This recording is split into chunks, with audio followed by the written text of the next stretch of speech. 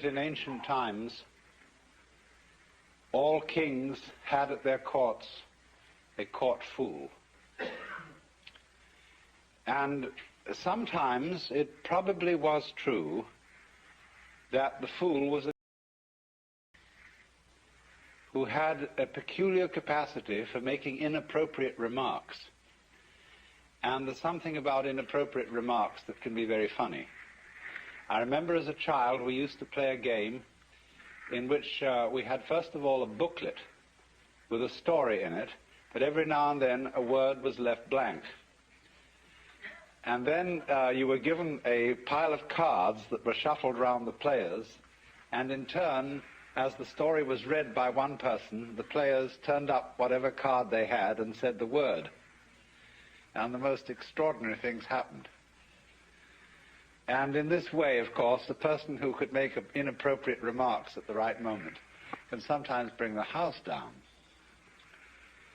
But actually, as time went on, the function of the fool became more sophisticated than that. And he became a person whose function was not simply to make jokes and to be a funny man, but to remind the monarch of his humanity, so that he would never, never get too stuffy.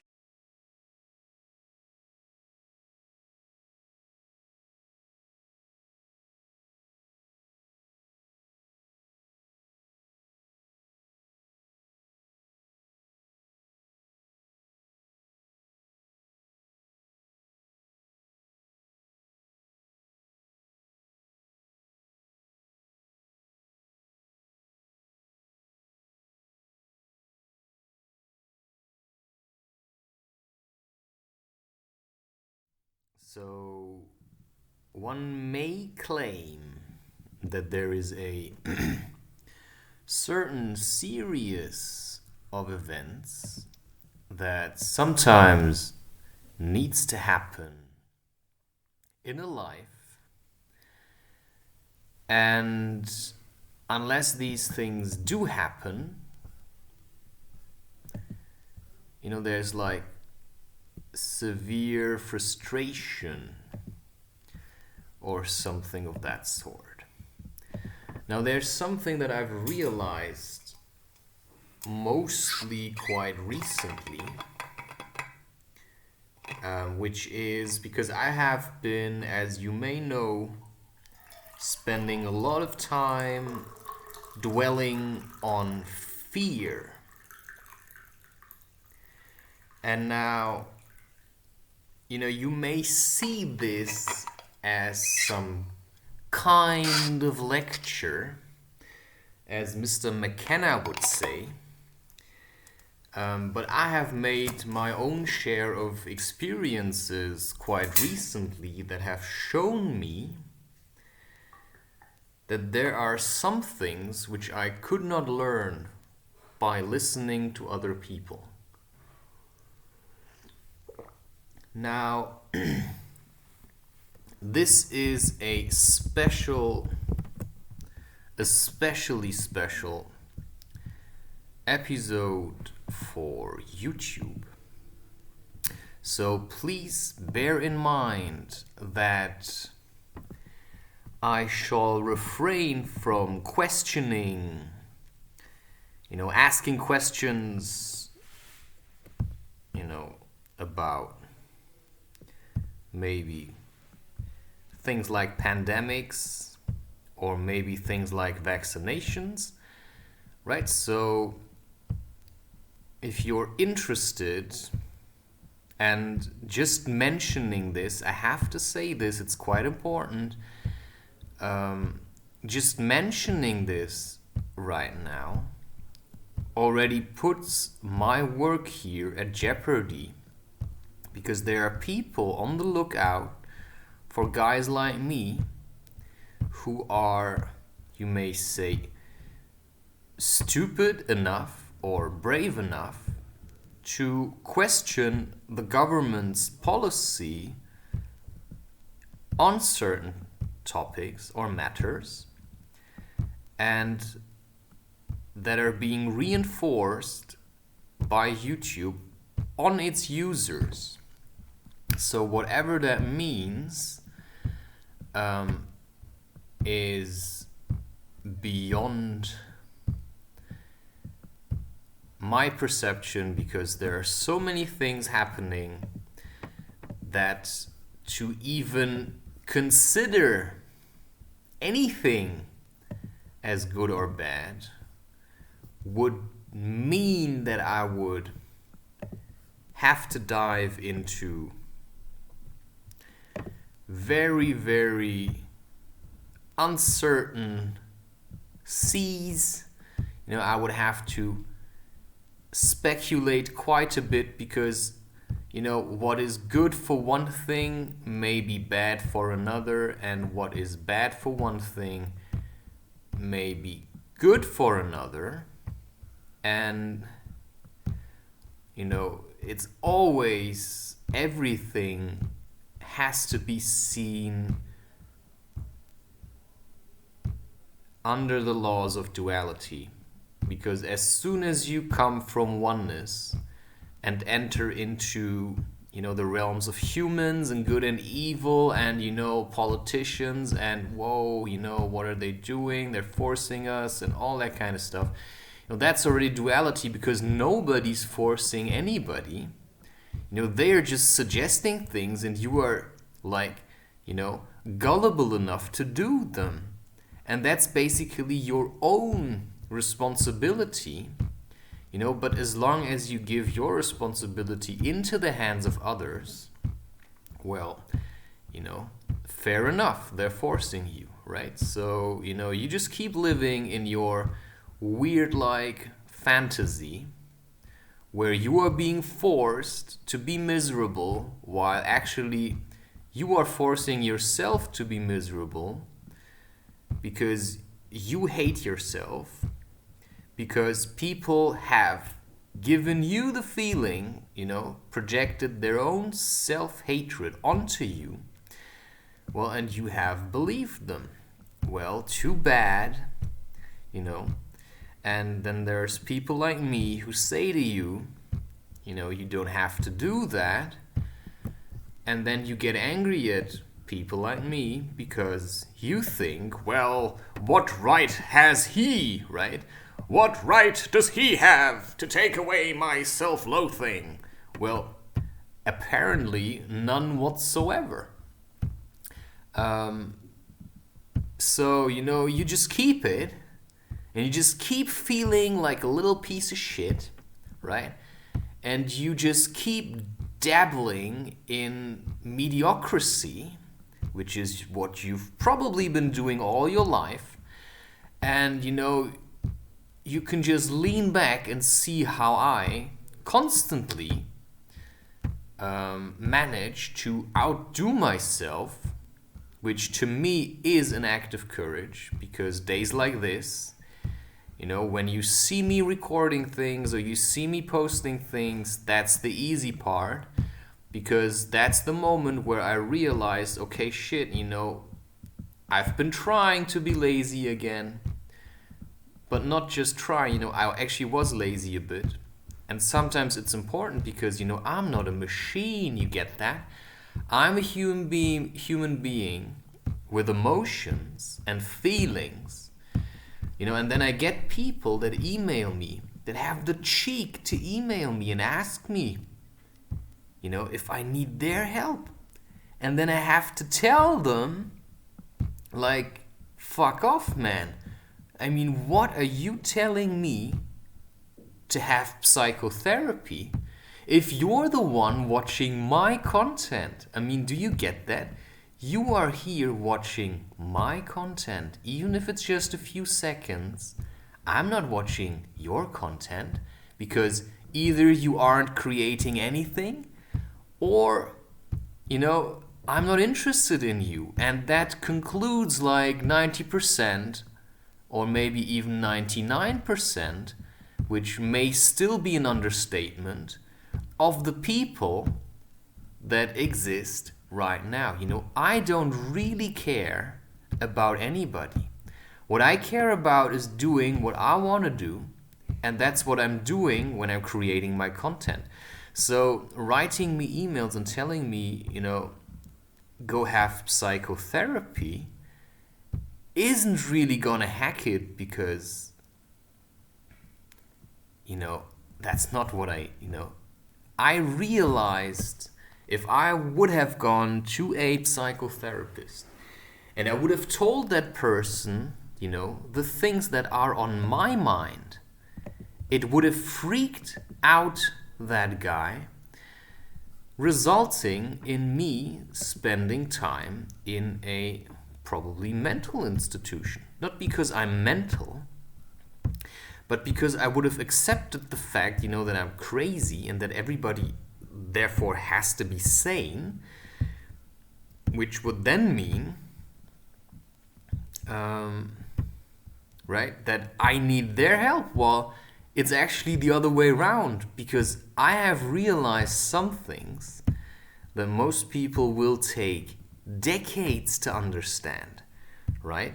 The kind of things that I'm talking about here require a lot of focus and a lot of experiencing what it means to be alive. And if you want to know what it means to be alive, you have to basically challenge death.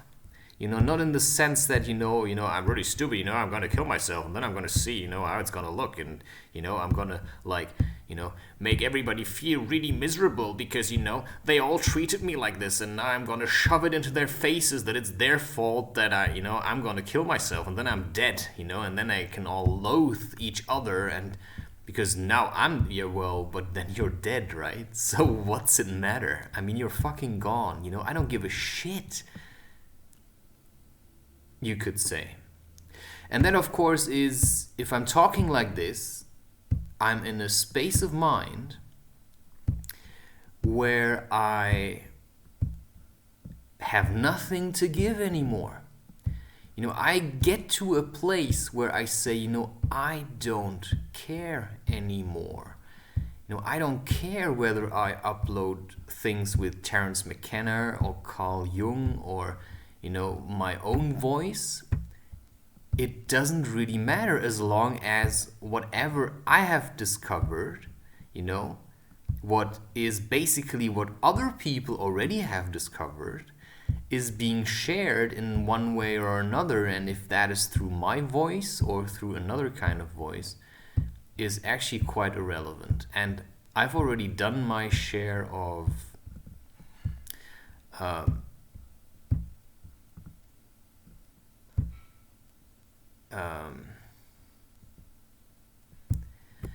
sharing. I've done a fair bit of sharing. And, this is what you could consider my free time. This is what most people would use to more or less do nothing, right? I mean, most people, because I have been most people for most of my life, which is like the first 33 years, I've been basically most people, until I said, well, if I have been most people, then, who am I? And today, it's incredibly heavy. That's all I can say to that. It's not easy to share, especially on days like this, because yesterday I have been in a boulder hall and I've been bouldering for several hours and I feel like I've been run over by a truck. That's how I feel like. Right? Maybe that's Fly Agraric's fault or something. I cannot say. I mean, whoever is to blame, I'm the one that did it. You get it? If I go out there and I get something injected because somebody told me that's the solution for my problems, and then I have more problems, I cannot blame anybody but myself. I can still raise awareness and say, listen, it's like a scheme, right? But in the end, I can't really do anything. other than accept that this is the way it is and try to do something with it, whatever that might mean. And all I can say is, I dislike talking on here very much because I have to watch what I say all the time. And that's basically how living in school felt like. I had to constantly watch what I do, right? Or who I am engaging myself with, or, all kinds of things, because they're always watching you. And that is a state of affairs that I heavily dislike, which is why, sometimes I'm rather alone in my room.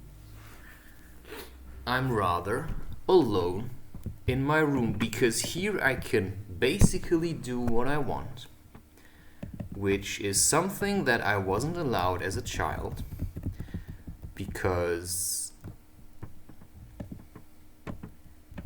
of people all the time making sure that I'm still alive, that I'm not dead yet, and all kinds of things, which is to me something that is basically a control issue. Like, people these days, they are highly, serious control freaks. And whether or not you would like to believe that that is true, and yes, in a way, it looks like an anus. And that to me is highly okay as well. And what I've been doing is I've been working with different kinds of, hey, what's this now? Shapes and patterns to see what random effects can cause in images. I don't think a lot about what I'm doing here. I'm just checking what the effect is, and I'm just layering things on top of each other, and then I check, okay, what's happening, right? How is it going to affect the total outcome of things? And that is something that I find liberating because it's, in a sense, giving up control. I'm giving up my control for what is happening because I have to admit to myself over and over, that I have no control. That I have no control, and that, trying to control is making me more miserable. So today, yeah, for sure, I have problems with my back. Right, I have problems with my back, and this is beautiful. Holy shit. I don't really plan any of this. I don't plan any of this, and that I don't like because it takes time to do this. So let's just see, now I had something and now I let go of it because it would have taken too long, right? And now I would like to see what's gonna happen Right, this I would like to... You see, I can make it so that certain shapes are put more into focus than others. You know, I can absolutely do that. And, right, this is going to take a while. So what do I do in the meantime? You know, I can do all kinds of things, right?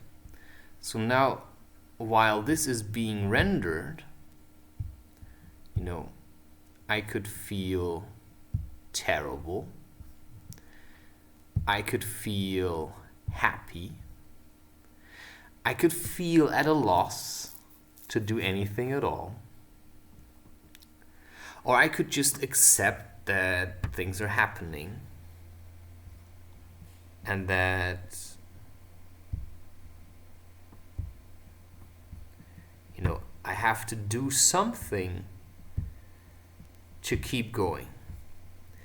And you may realize that while I'm talking to you here about certain things, I have as much an idea of what is going on as I have no idea what is going on. And that is, to me, quite important, because if I always think I know, right? Oh, this is how it is, right? I am living in the delusion that I'm completely in charge, that I have gathered enough information, and that I can now somehow lean back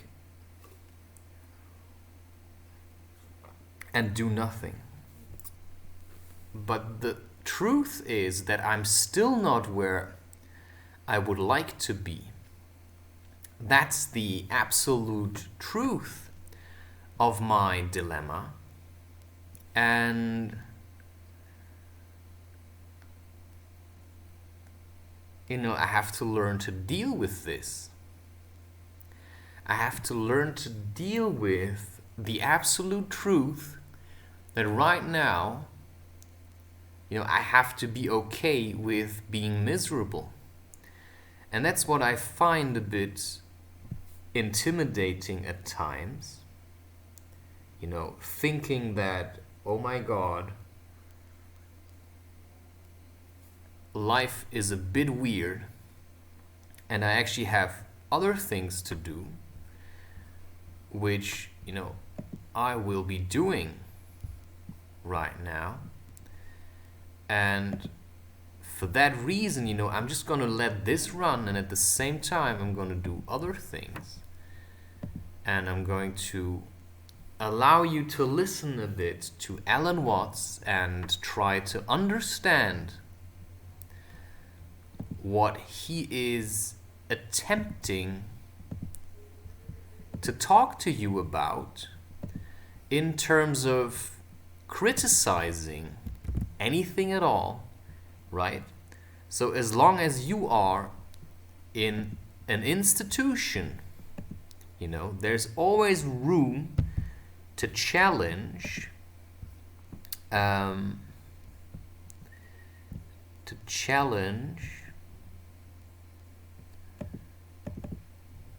things. Now, I have to admit, I don't know where it's being put. Oh yeah, I do actually know. Why isn't it there? Why is it not there? Oh. Say all files. There it is. Let's check.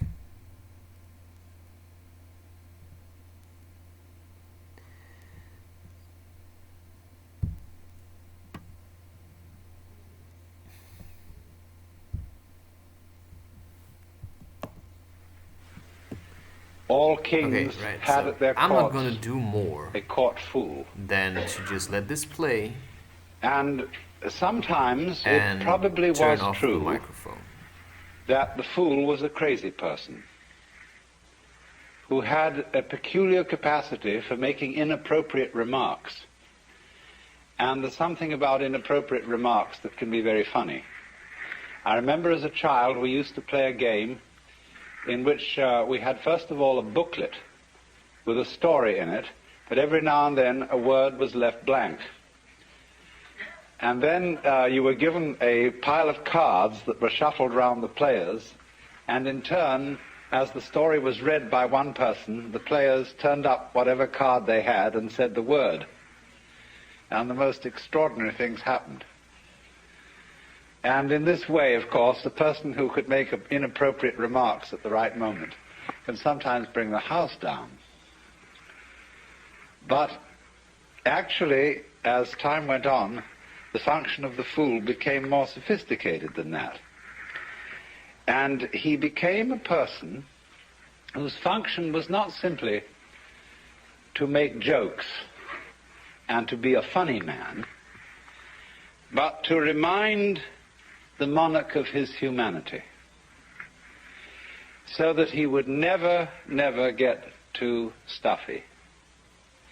You remember perhaps the lines in Richard II, where the king says, within the hollow crown that rounds the mortal temples of the king, keeps death his watch.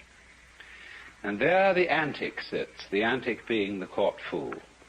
And there the antic sits, scoffing at his state and grinning at his pomp, allowing him a little time to monarchize, be feared, and kill with looks. And then at the last comes death, and with a little pin bores through his castle wall, and farewell, king. See, that was in a way the function of the fool. He was reminding you of your finitude, of your mortality, and death at the end, in somewhat the same way as monks used to keep on the desks in their cells a grinning skull. And all this is, of course, nowadays thought very morbid, because today we repress death very, very strongly. And the whole function and role of the mortician in our culture is to pretend in some way that death doesn't happen. He's a husher-upper. He sweeps you under the carpet at considerable expense.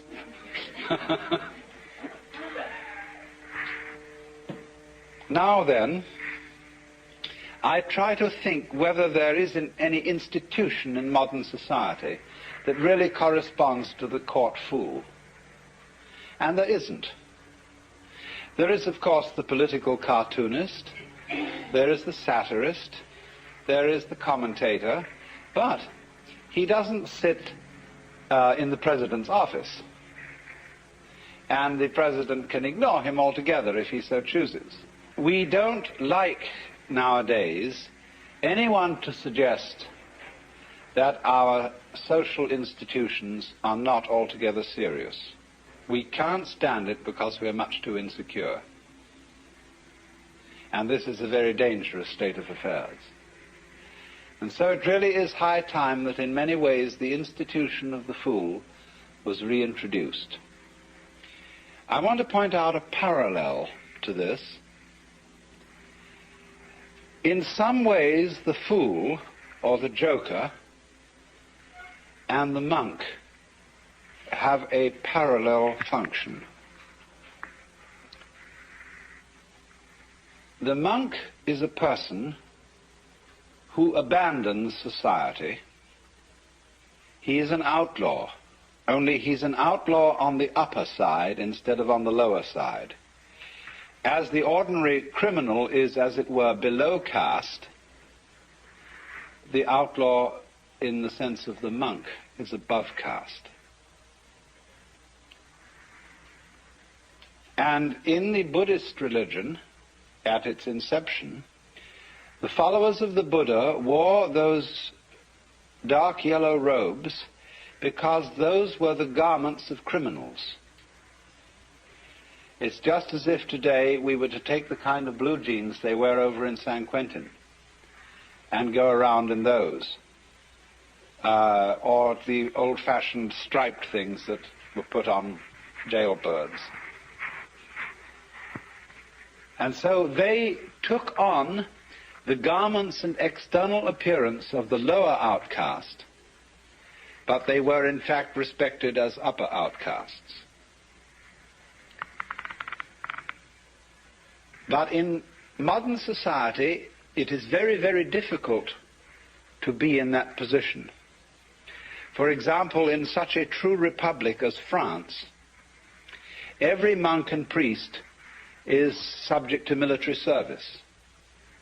That is not true in the United States, nor is it true in England. They are not quite so republican as the French.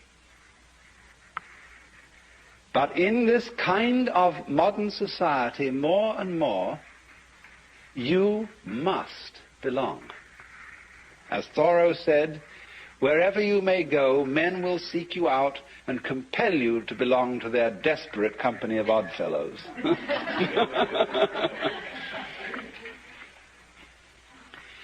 And the monks that exist today, Catholic monks and Anglican monks, are really a little bit of a freak in our society. They represent, in other words, the opinions and the discipline of a particular sect. They are not really, they have no actual official and social recognition. Because, you see, our society cannot stand non-participation. It cannot stand really fundamental criticism. And so it's in a very, very weak state. I remember as a boy in London going often to Hyde Park Corner and listening to people orate against anything they wanted to orate against. They could criticize and vilify even the most sacred institutions, and the police would stand by and pay no attention, sort of lean against the lamppost and let it all go on. And that's because the people as a whole in those days had a tremendous sense of security.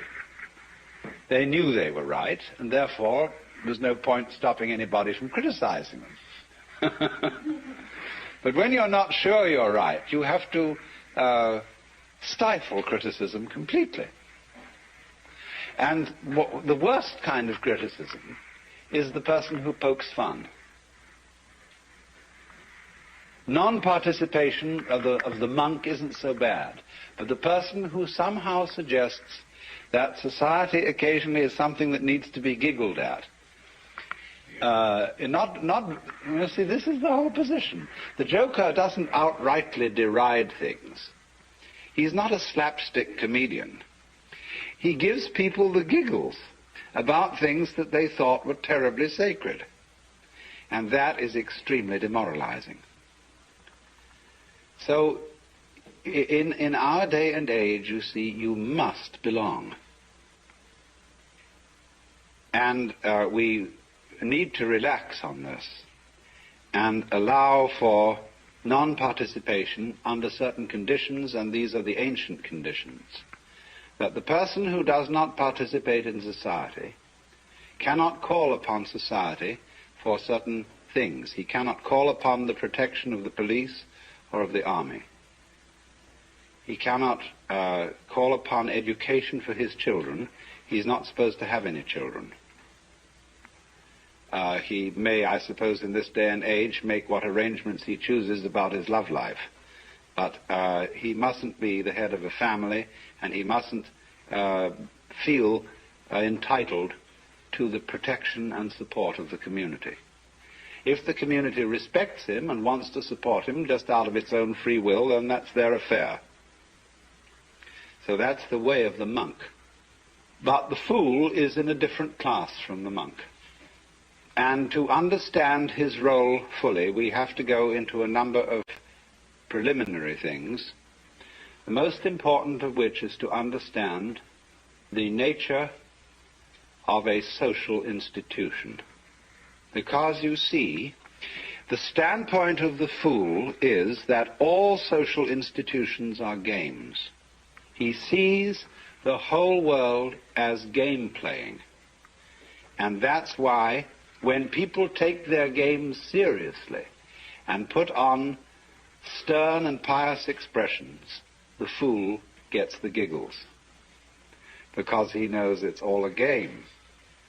Now, when I say that he sees everything as a game, this does not mean mere game. Hamlet, although it's a play, is not mere entertainment. Or when you go to listen to a great orchestra, it is playing music indeed. But you are not seeing something purely frivolous. The idea of game basically is this, that the nature of the world is musical. That is to say, it is doing all these forms of trees and stars and people and all their complexities just to do them. It has no purpose beyond doing it. And in exactly the same way, in music, music has no destination. It isn't aimed at the future. It does travel in time, that is true. But it doesn't aim at a goal in time. The point of music is every phrase as it unfolds itself, and as you perceive the relationship of those phrases to earlier and later phrases. But music itself is dance. It's dancing with sound, and likewise in the art of dancing, you are not traveling. You are not aiming at a particular place. You are dancing to dance. And so what you might call the musical or game theory of the world is that everything that is happening is its own point. It's true that things do develop. For example, the seed develops into the tree. And you might say, from one point of view then, that the point of the seed is the tree. That's the purpose of the seed. But that doesn't really hold up, because then the tree goes and has seeds again.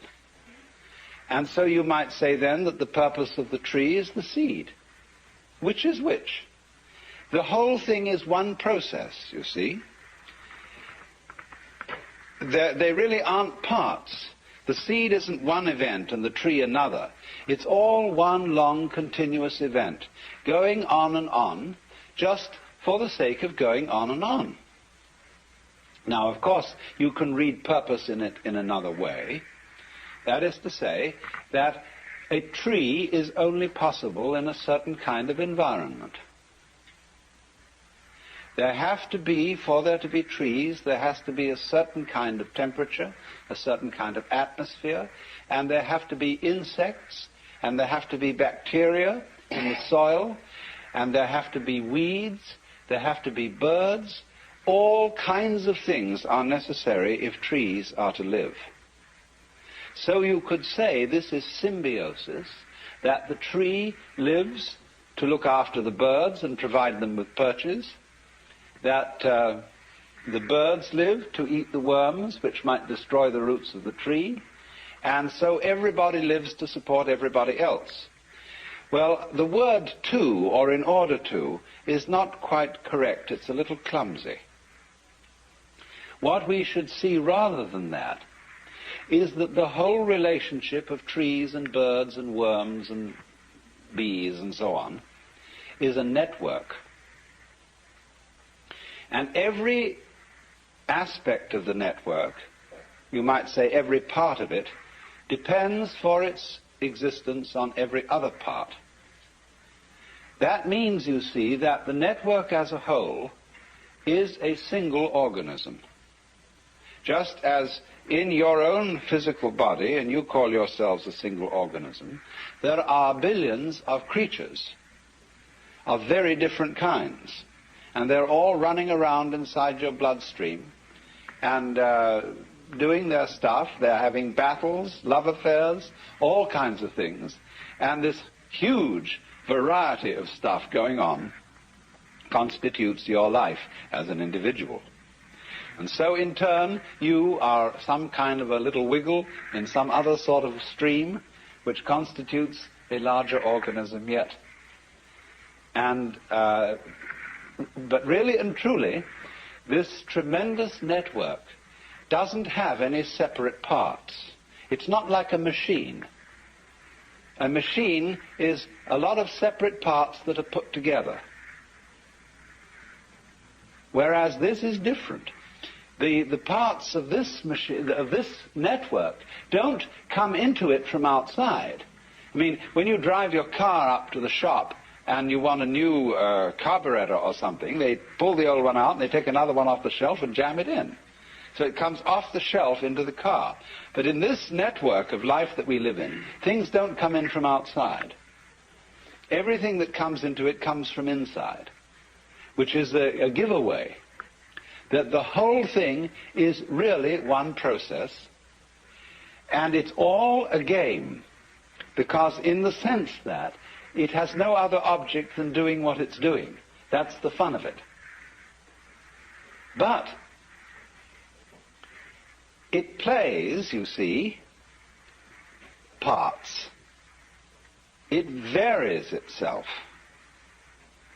And in playing always involves a certain element of make-believe, that is to say illusion, and the word illusion is from the Latin ludere, to play.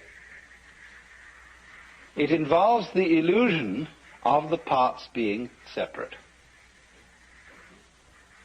And so then, there are these variety of games, the tree game, the beetle game, the butterfly game, the bird game, the cat game, the people game, the human game. And if you will look on all these things as differentiated in the same way as chess and backgammon and football and hockey and polo, or as rumba, waltz, twist, minuet, or again as concerto, partita, fugue, sonata, you will begin to see that it's a perfectly reasonable attitude to look at the world as a game system. Now, you see, we're looking at the fundamental games of what we call physical and biological entities or events. But over and above those, we have the social institutions, the subdivisions of the human game. Now then, the social institution is of many kinds. It's not simply things like marriage and the family, the various forms of government, the institutions of the government, like the public health department. It's not just things like hospitals and banks and business corporations. It's not even money only. That's a social institution. So are all our weights and measures, our systems of timing, our clocks.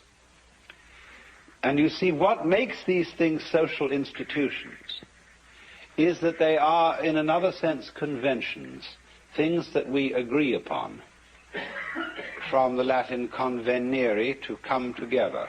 We come together in agreement about where the equator is and where longitude 0 is. And by agreeing about these things, we can order our lives, order our communal intercourse.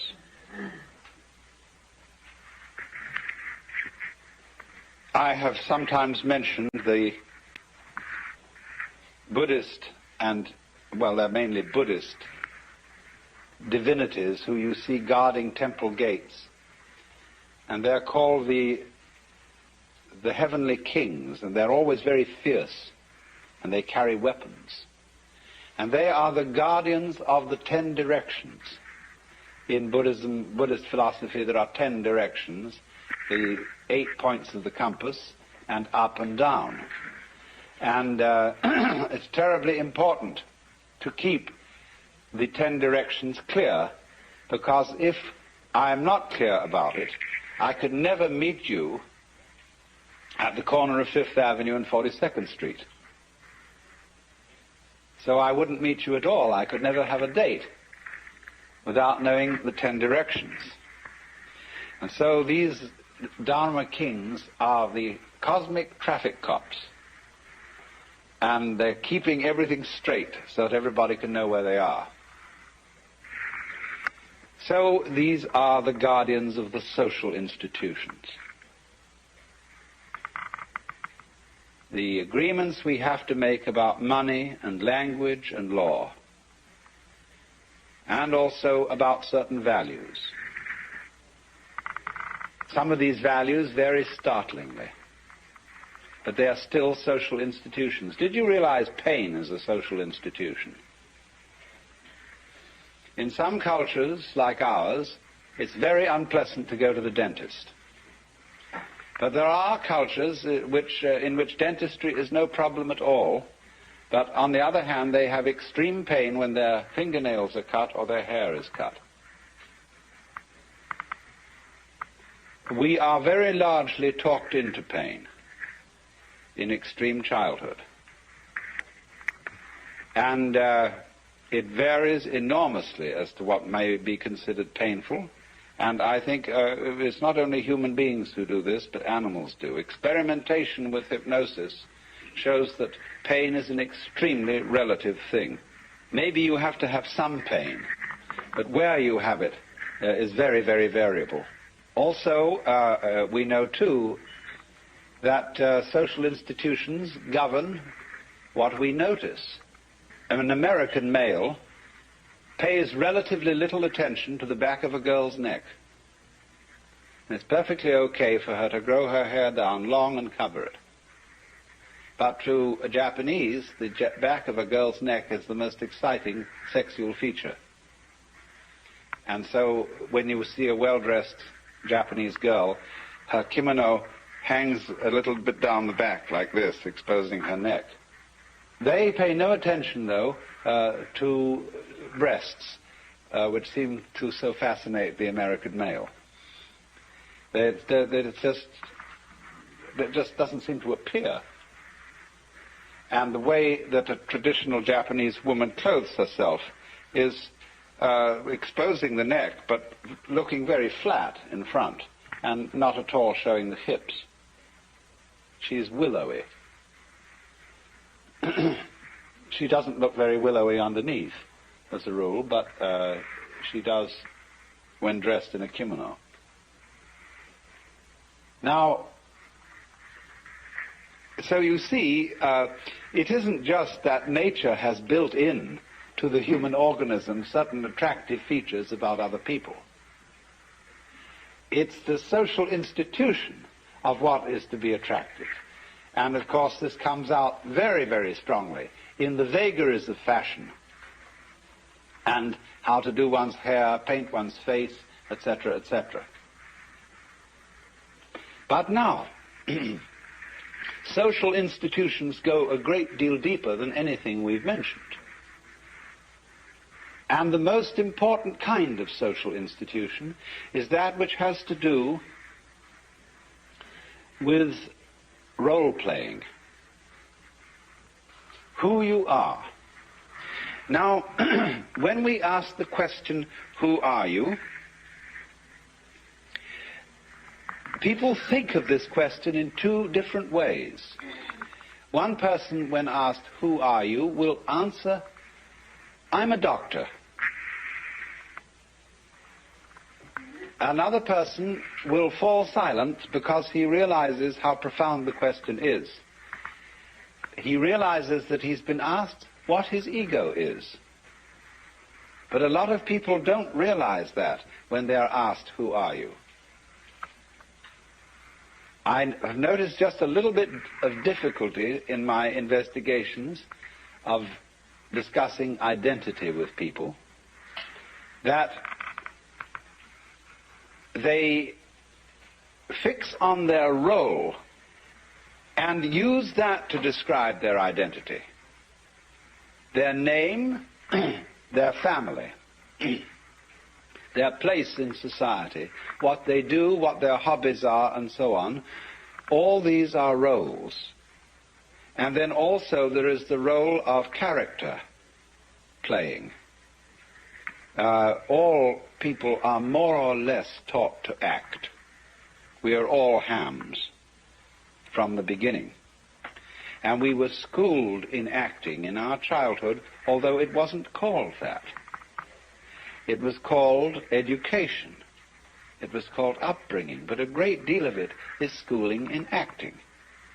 And you very soon learn as a child from your peers and from your parents what acts are appropriate and what are not.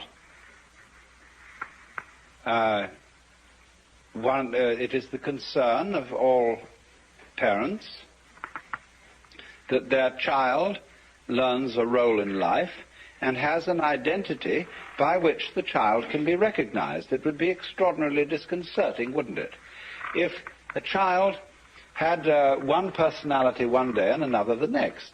But children can do that.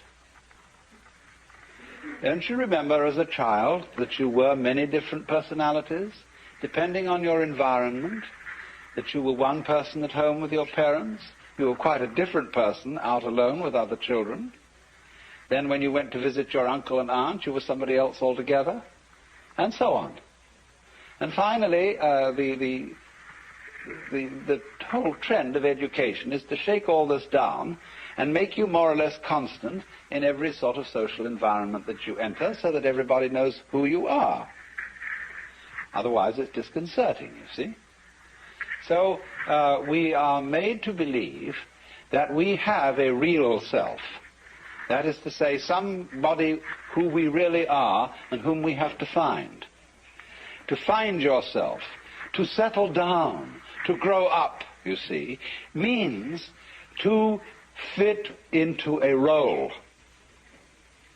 And there are a lot of people, you see, who are troubled in our society and who seem to be misfits and are terribly unhappy because they just can't find the role that they're supposed to fit. They don't know who they are. There is an inner pandemonium and conflict.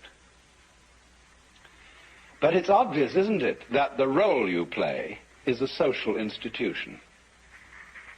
Because you can't be an object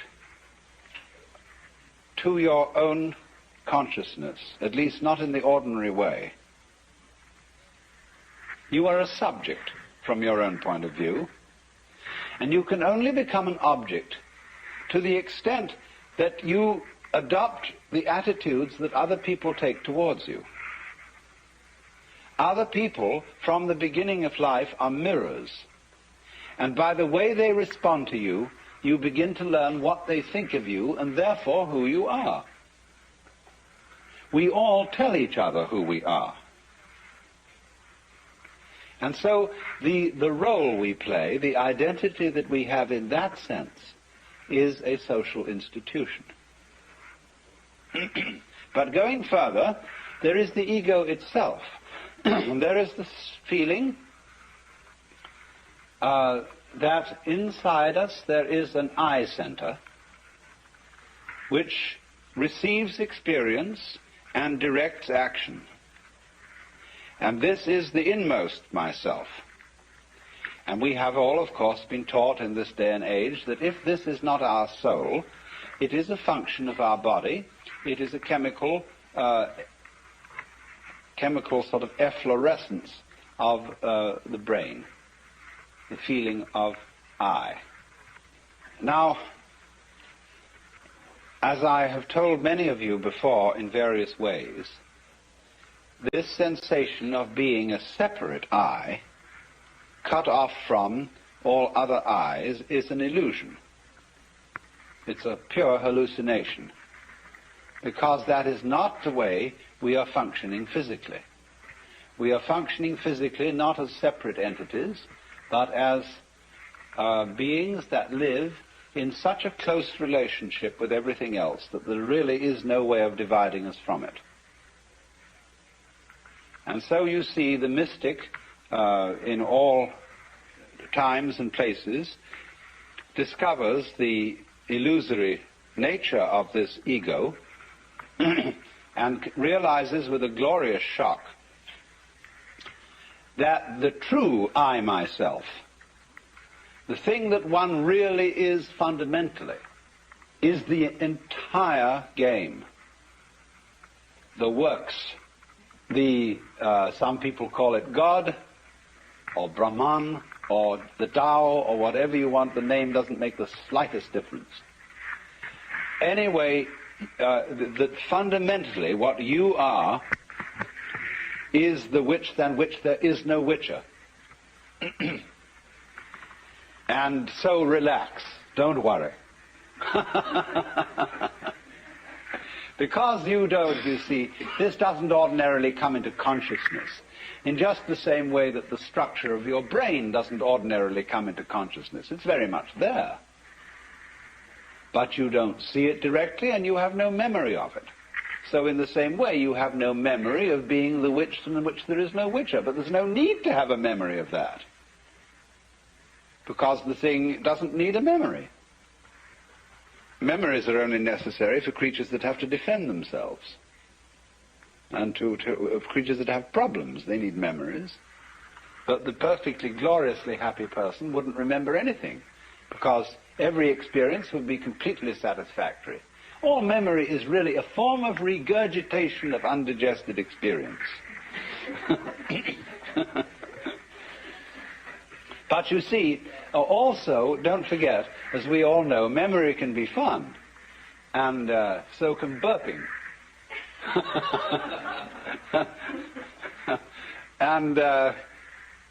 But memory isn't necessary for the whole thing, except in certain brief forms of memory, where the continuance of anything at all, you see, of any particular form, is a sort of memory, in the sense that it's a repeated gyration of certain physical vibrations.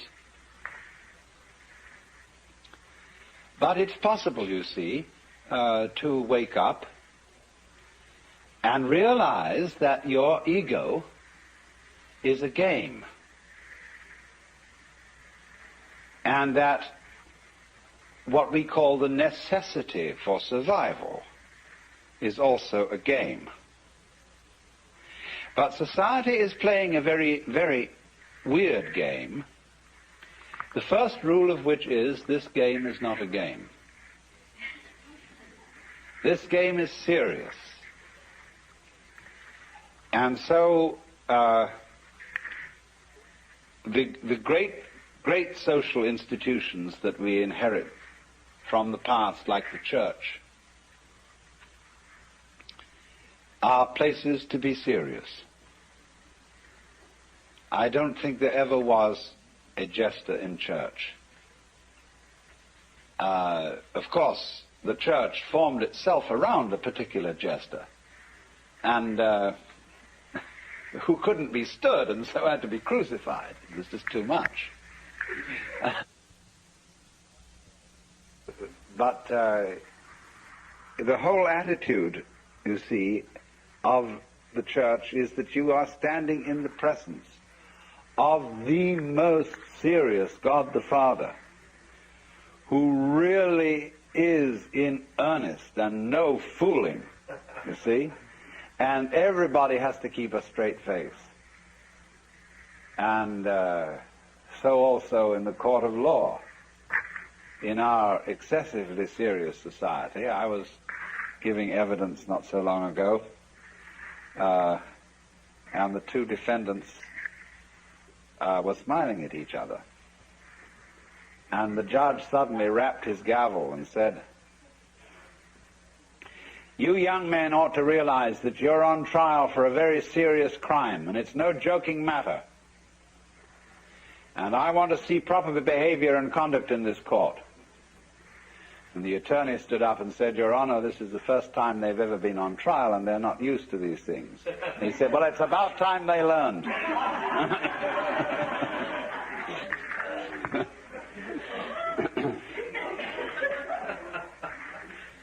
So you see, the thing is that the game, there's always the fear, the underlying fear that the game may be given away.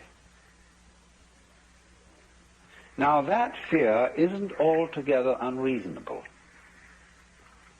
because part of the fascination of games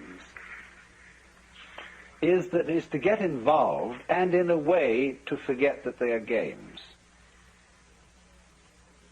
The actor on the stage does his damnedest to persuade you that he is moving in the real world.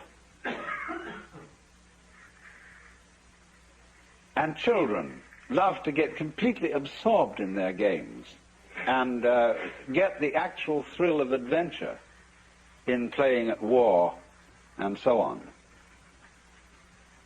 And you see, one reason why people don't really want to know the future, why a really expert fortune teller gives most people a little bit of trepidation, is that if you know what the future is going to be, it is less worthwhile going ahead towards it. If you know the outcome, why bother? See, this is one of the ways we are trying to stop war. The Rand Corporation is trying to make computer systems that at any immediate future date can predict the outcome of a war, so that it won't be necessary to fight it. So if we did fight, this would happen. So the person who gets the winner claims the diplomatic advantage, and we go on.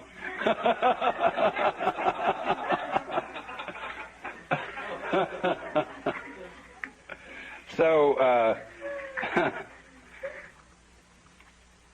this is the reason, you see, why we don't want to know that the game is only a game. Now, if we can make believe that the game is real, whatever that means, we are not really very clear about that.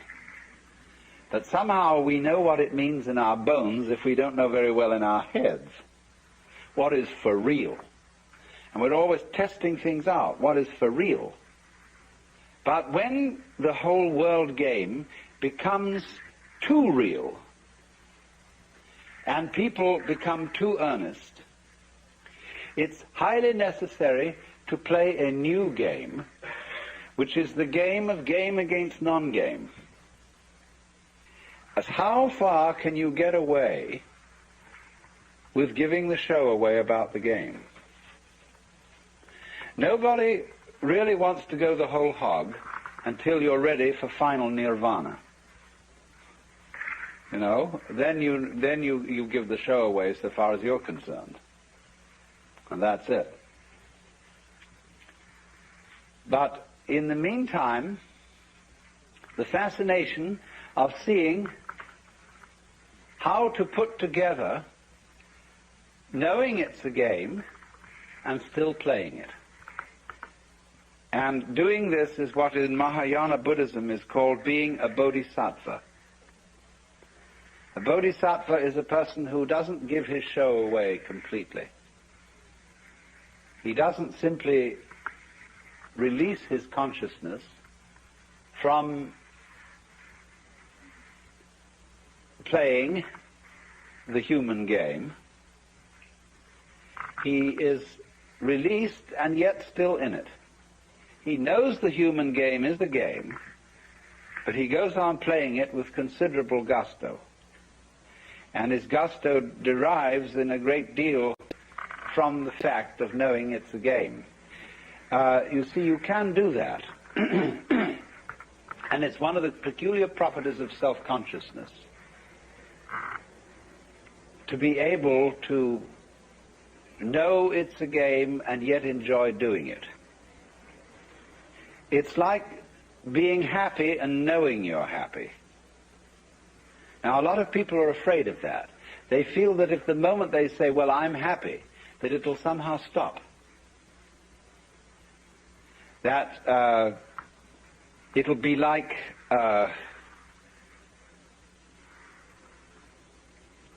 being too conscious of digesting your food. There is a point there where enjoying dinner, it very slowly merges into disgust.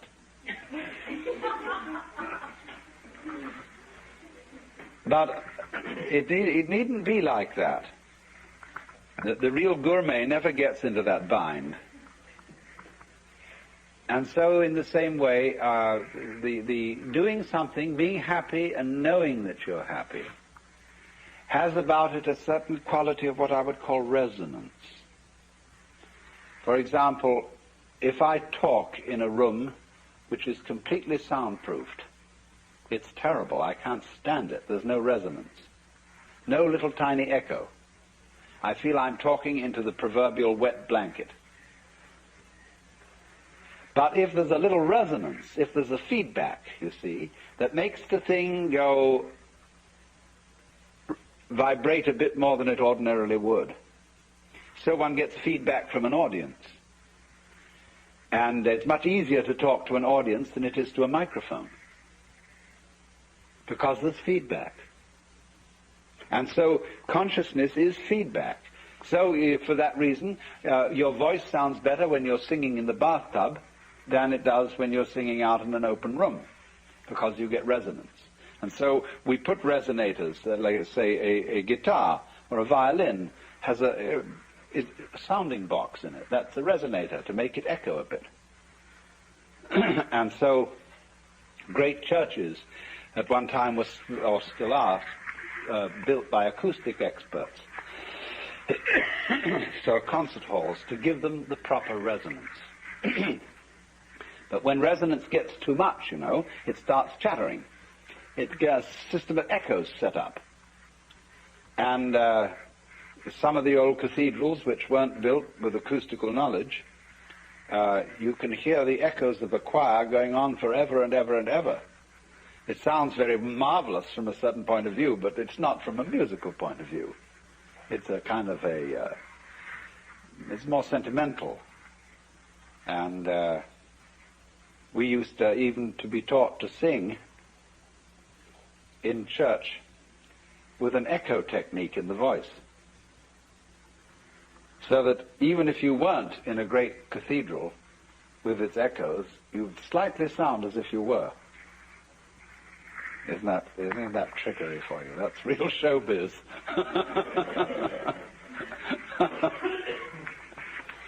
So, to play the game and to know it's a game can be quite fascinating, and not really giving the show away, but giving it away enough somehow. And that, you see, is the joker's function. So, what he is doing then is he is in a point of view where he sees all that is going on as a game. He doesn't take anything seriously. But don't forget that that doesn't mean that he is simply shallow and frivolous. Because, for example, if somebody were to say to me, I love you, and I turned to them and said, are you serious? She might say, no, I'm sincere. Because love isn't necessarily serious. We use the word serious very frequently, where we should be using the word sincere. And the lack of proper delineation between these two words causes a great deal of confusion. It's like the confusion about the word must. You must do this, whether it's a commandment or whether it's a condition, a state of affairs that simply is so. And so in the same way, we need a clarification of must, and we need a clarification of serious. And it can be divided down into serious on the one hand, or sincere on the other. What is sincerity? Sincerity is being integrated, being all of a piece. Now you see, we often think that the person who doesn't take life seriously isn't all of a piece. That is to say, his heart's not really in it. He is out here living, you see, and going along and talking to people. But the feeling is of an insincere person, there's something in the back of his mind that isn't participating. That's what worries people about actors. Are they acting in real life? Are they still playing the part? Is this person I'm introduced to as Charlie Chaplin the same man as, or different from the funny little man with the derby hat? And so actors occasionally bother and bug people, and people may be apt to say, well, they're always on the stage. They are never really genuine. And we have a feeling, you know, when we know when somebody is being genuine, see? But mark it, when you know somebody is being genuine, they are not necessarily being serious. They're not necessarily being grave or solemn. What I want to give the idea of is sincere laughter. And also sincere play. There is a perfectly sincere laughter. And it may be, ideally, I mean, the sincere laughter expresses a spirit of irrepressible gaiety. And it is not, in other words, a defense mechanism. Laughter is often a defense mechanism. We laugh, what we call a nervous laugh, or laughing someone to scorn can very often be a forced laugh that isn't really funny at all. But the real laugh is, of course, the resolution of anxiety. The anxiety is serious. And anxiety is a state of palpitation, of the trembles. Anxiety comes upon us when we cannot decide which way to go, or which way things are going to go. And so we tremble between alternatives. Now, because, of course, we tremble between alternatives because we are under the illusion that it matters very much which of these two things happens. Now, once one has seen the nature of the game, you realize that it matters superficially which of these two things happens, but it doesn't fundamentally matter because all negative things pair with positives. There is no positive without negative, and there is no negative without positive. I heard a very amusing story which kind of goes with these rugs. The question is a zebra a yellow horse with black stripes or a black horse with yellow stripes? The answer is it is an invisible horse which has been striped yellow and black so that people won't bump into it.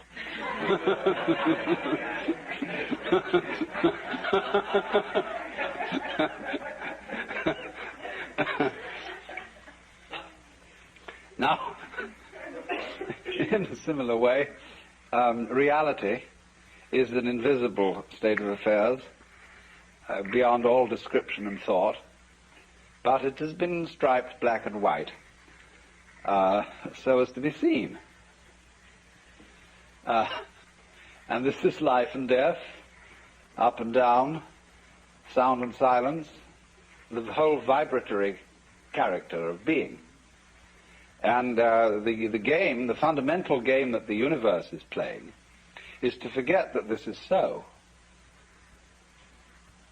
You see, what you might say, feel in theological language, the invisibility of God is his self-forgetfulness. And the visibility of the world is the game being played. Now, the nature of the game, I think I've told some of you this before, but I see some I haven't. The nature of the game is, let us pretend that the positive and the negative are not really identical.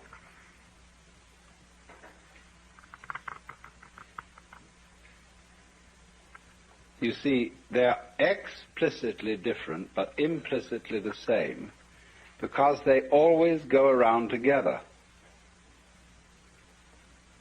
And that reveals a hidden, implicit conspiracy between black and white. And the truth is you can't have one without the other.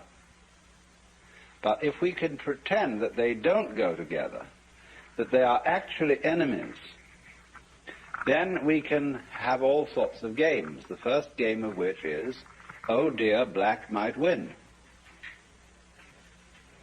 The next game is, but white must win. And from that position, you can develop all the games you want.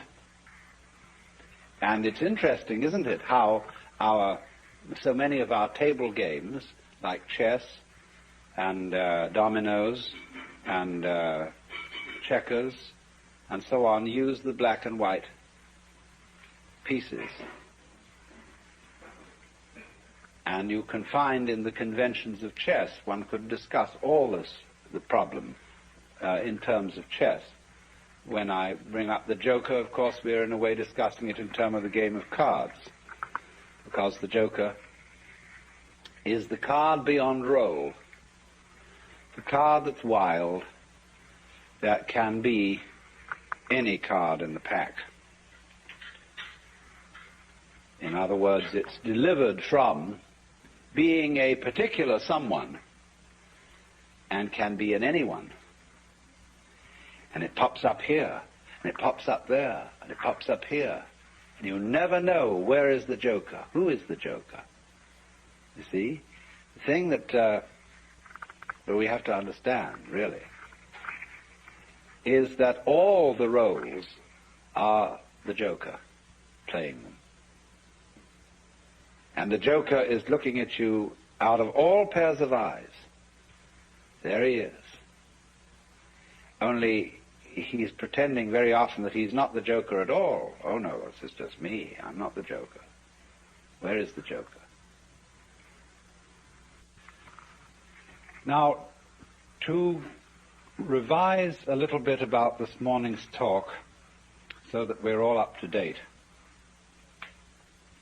I have been discussing the role of a certain person called the joker. The joker being the one who has insight into the fact that all our social institutions are games. The social game is played with an initial rule. The first rule being, this game is serious, or this game is not a game. And therefore there is a tendency within society to resist very strongly any notion that what it is doing is not altogether serious. And at a still deeper level, beneath the level of social institutions.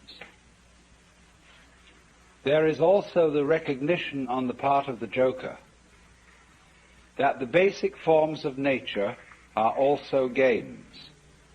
The human game, the rabbit game, the mouse game, the bee game, the tree game, the stone game.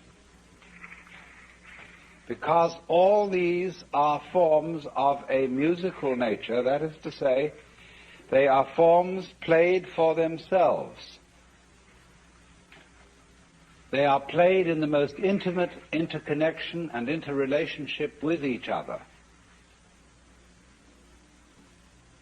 But they don't have any purpose beyond what is happening, in the same way as music and dancing.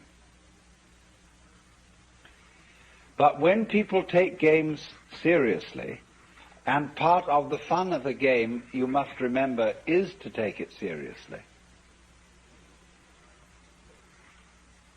they acquire an attitude which strikes the joker as being half funny and sometimes a little pitiful.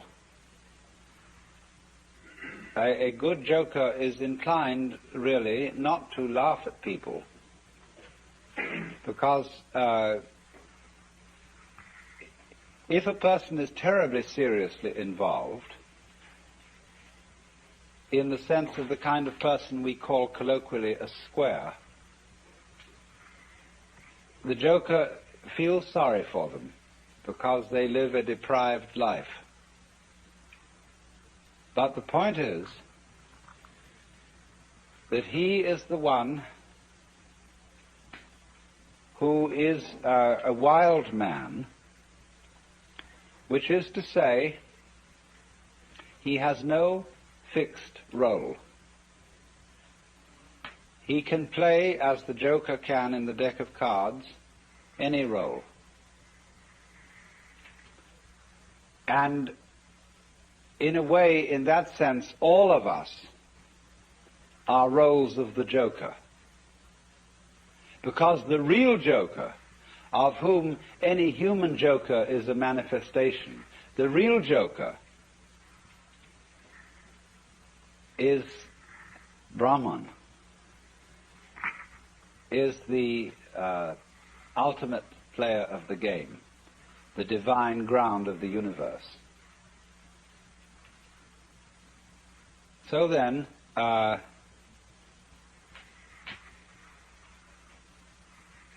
if you look upon the world as play, as what the Hindus call the Vishnu Leela, Vishnu being one of the names of God, and Leela meaning sport or play, from which we get our word lilt, then Vishnu or Brahman is the big joker, and anyone who realizes this is the little joker.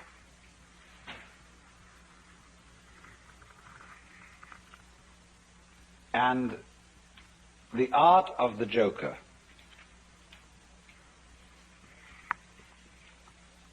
is very paradoxical, because it is to give the show away that it is a game and yet keep the show going on. There is something about a joker of a now you see it, now you don't character. So that even when somehow you find in studying all these Hindu and Buddhist texts that when they're discussing one's awakening to the very final secret, somehow there is the feeling of, well, what did we get? Because you step into a new dimension. You see from the standpoint of this sort of awakening that really and truly you were awakened all the time. Imagine going through a gate in a wall Here is this great barrier. You walk through it, you turn around, and the wall and the gate have both disappeared.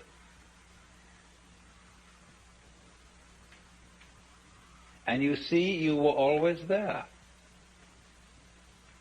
One of the most extraordinary things that happens in entering into a sort of mystical state of consciousness, one of the most delightful things about it is the discovery that you don't have to stay in ecstasy.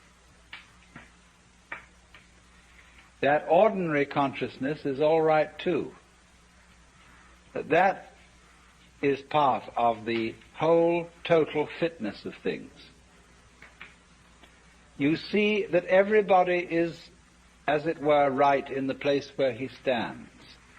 Imagine a pearl necklace, how it's arranged. Down in the center they put the big pearls, and then they trail off slowly until there are very tiny pearls at the back. And so it doesn't matter whether you're a big pearl or a little pearl.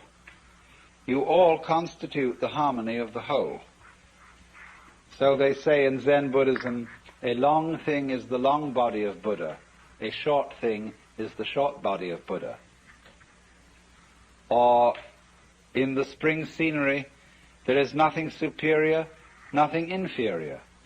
Flowering branches grow naturally, some short, some long. So from that standpoint, you see, everybody is seen to be a perfect manifestation of the Godhead, or of the void, or whatever you want to call it. Everybody. And even though the very fact that they don't know it, and that they're unhappy, that they quarrel, etc., etc., etc., is still a manifestation of this.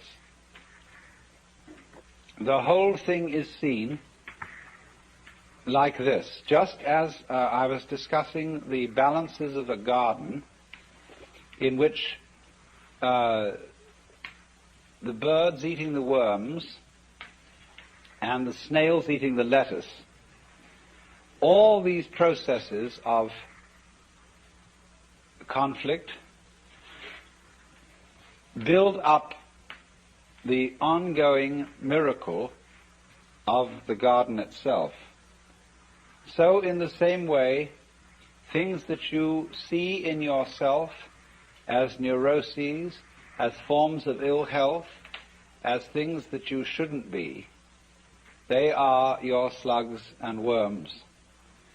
And there is nothing at all in your whole being that's unnatural.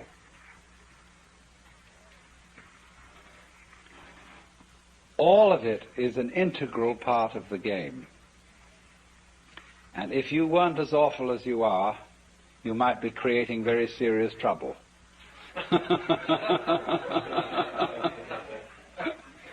Now, I don't want to say that so that you can say in turn, well, let me be more awful still. You know, St. Paul got all tangled up in this. He, having explained that without sin there could be no grace, he said, shall we then sin that grace may abound? And his Greek, you know, mithi genito, heaven forbid. But this is, of course, a problem that simply has to be faced, that the universe in its grand design has nothing special to do with morality, or rather no more special connection with morality than with anything else. Morality is a part of the universe. It's a way of playing the human game. And but the thing itself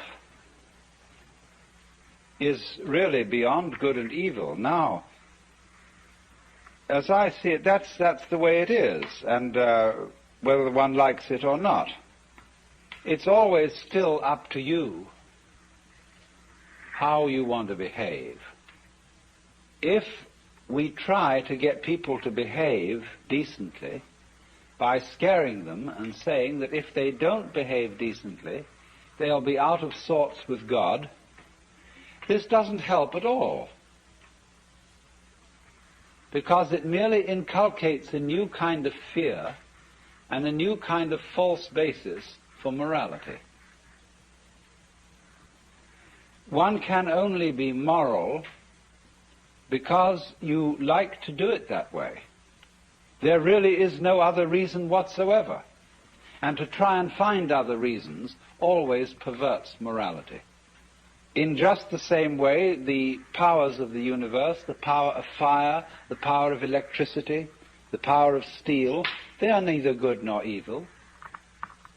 You can use either one for the blessing of people or for their destruction. And so the truth itself, I mean the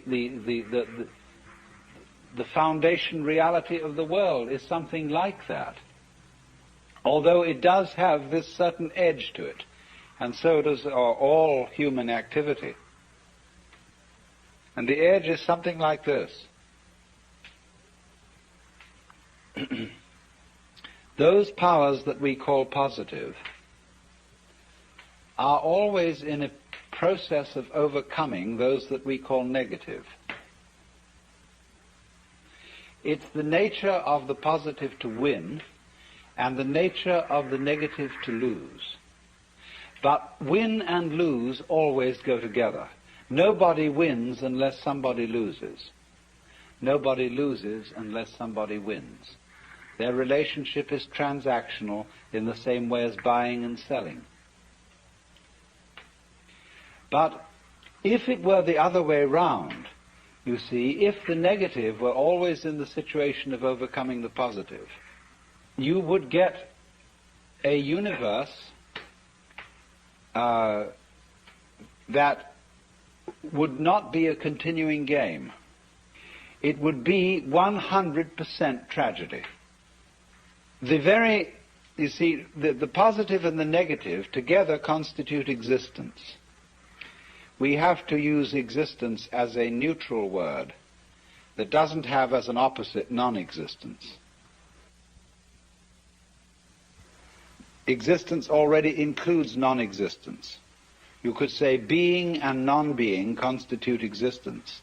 Just as we know physically, sound is constituted by sound silence in very rapid alternation. So being, non-being constitute existence, and existence is something of which you may say the game is worth the candle. If it weren't, it wouldn't be. It's like that. Some people try to say there is good and bad with small g and small b, and they together constitute good capital G. Or one might say that humanity is, and the good of humanity, is a curious combination of beneficence and rascality, of reason and passion. And if human beings didn't have those two sides, they would be less than human. Man is in a certain sense redeemed by his passions, redeemed by being something of a rascal. Because if he weren't, he would be like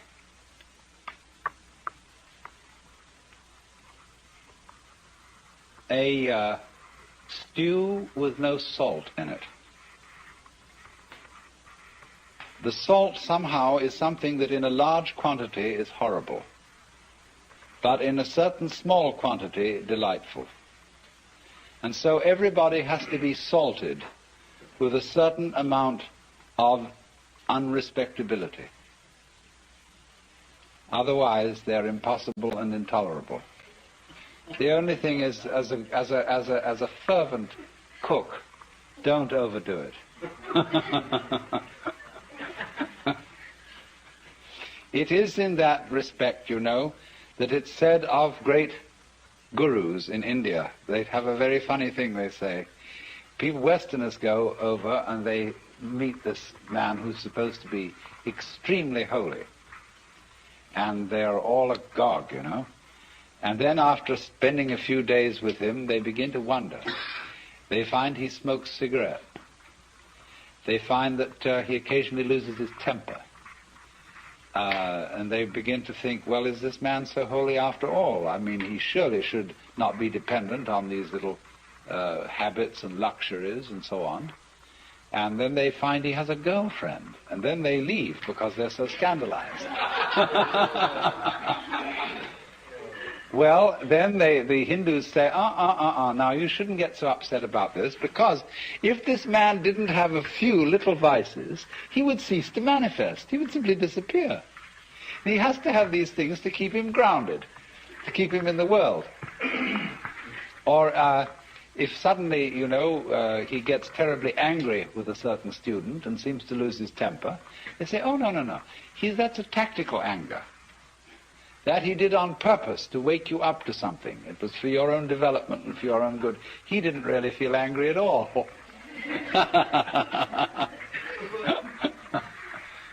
Oh dear.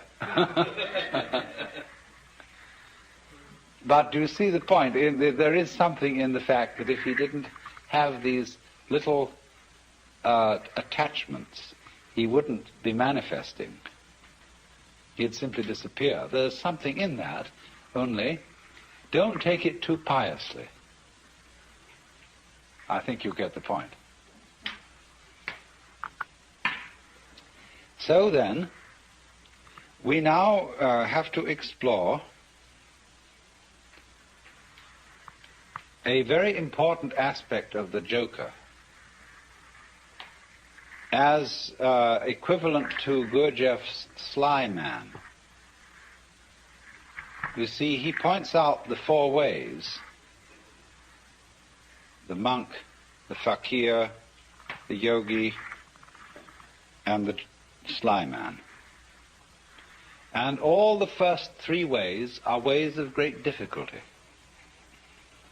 They involve very, very strenuous discipline.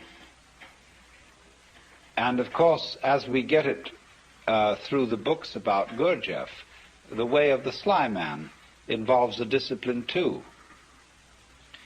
But I think there's more to be said about the way of the Sly Man than appears in any of those writings, because this is very closely connected with the whole approach of Taoism, the Chinese philosophy of wu-wei, or non-aggression, and with what is called in Buddhism the middle way. When the Buddha first discussed the middle way, he put it like this. He said, to try and solve the problem of suffering by immersing yourself in pleasure only leads to a hangover. To try and solve the problem by asceticism also brings no liberation.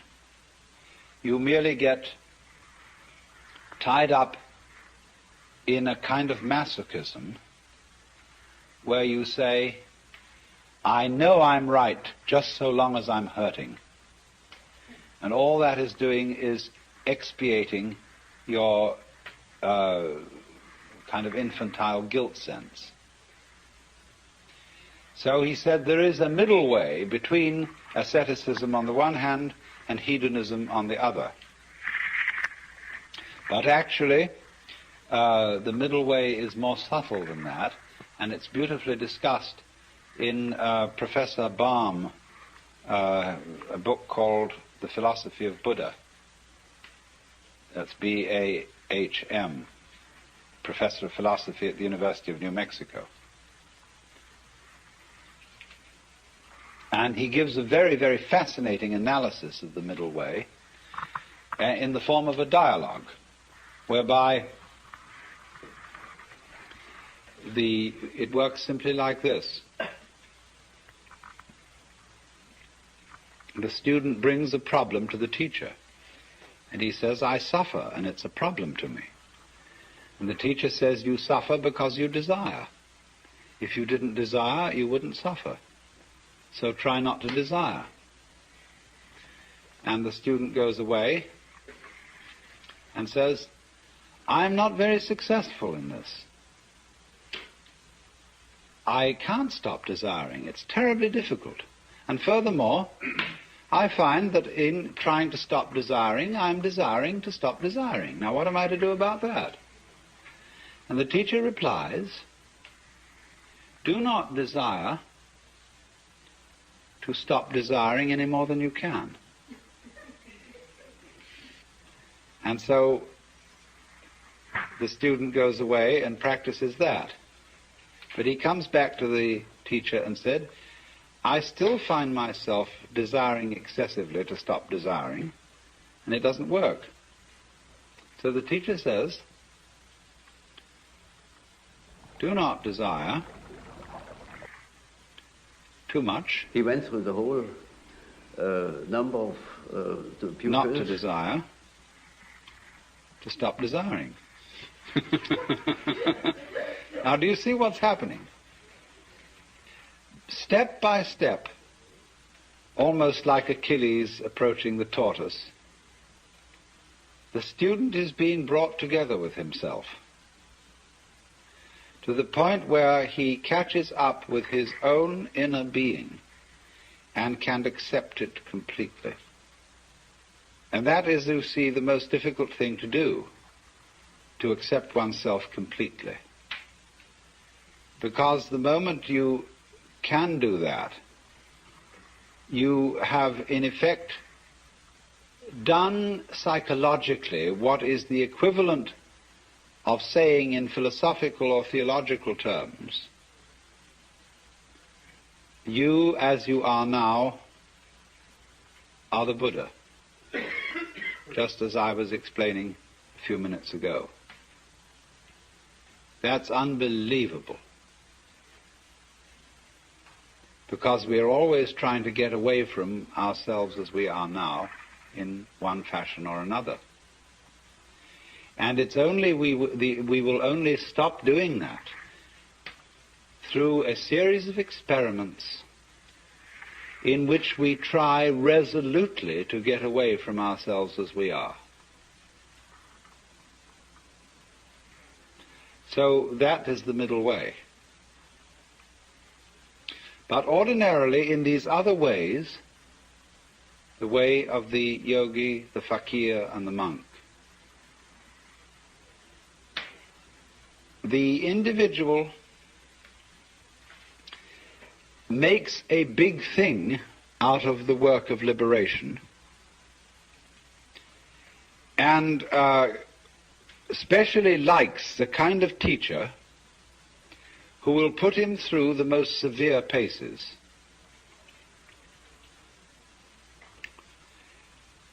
It's interesting how there arise from time to time schools in the West where someone comes along offering,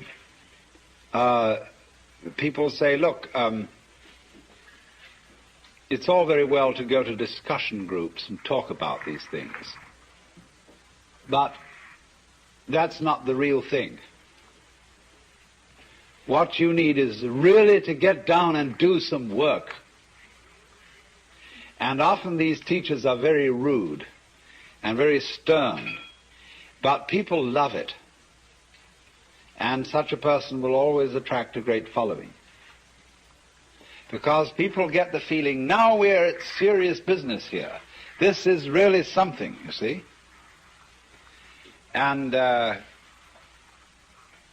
this, you see, though, can be an awful problem. Let's suppose that you have some difficult and distressing habit, like drinking too much. And you're assured that once you've become the victim of this habit, it's an extraordinarily difficult thing to get rid of it, and it requires intense willpower.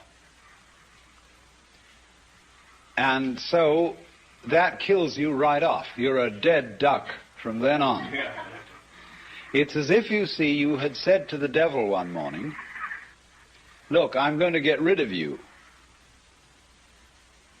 I'm not going to have anything to do with you anymore. So the devil, who is an archangel and is terribly clever, is all set for you. And because he knows that you are getting out of his way, he surrounds you with greater temptations than you ever imagined. If you are going to outwit the devil, it's terribly important that you don't give him any advance notice.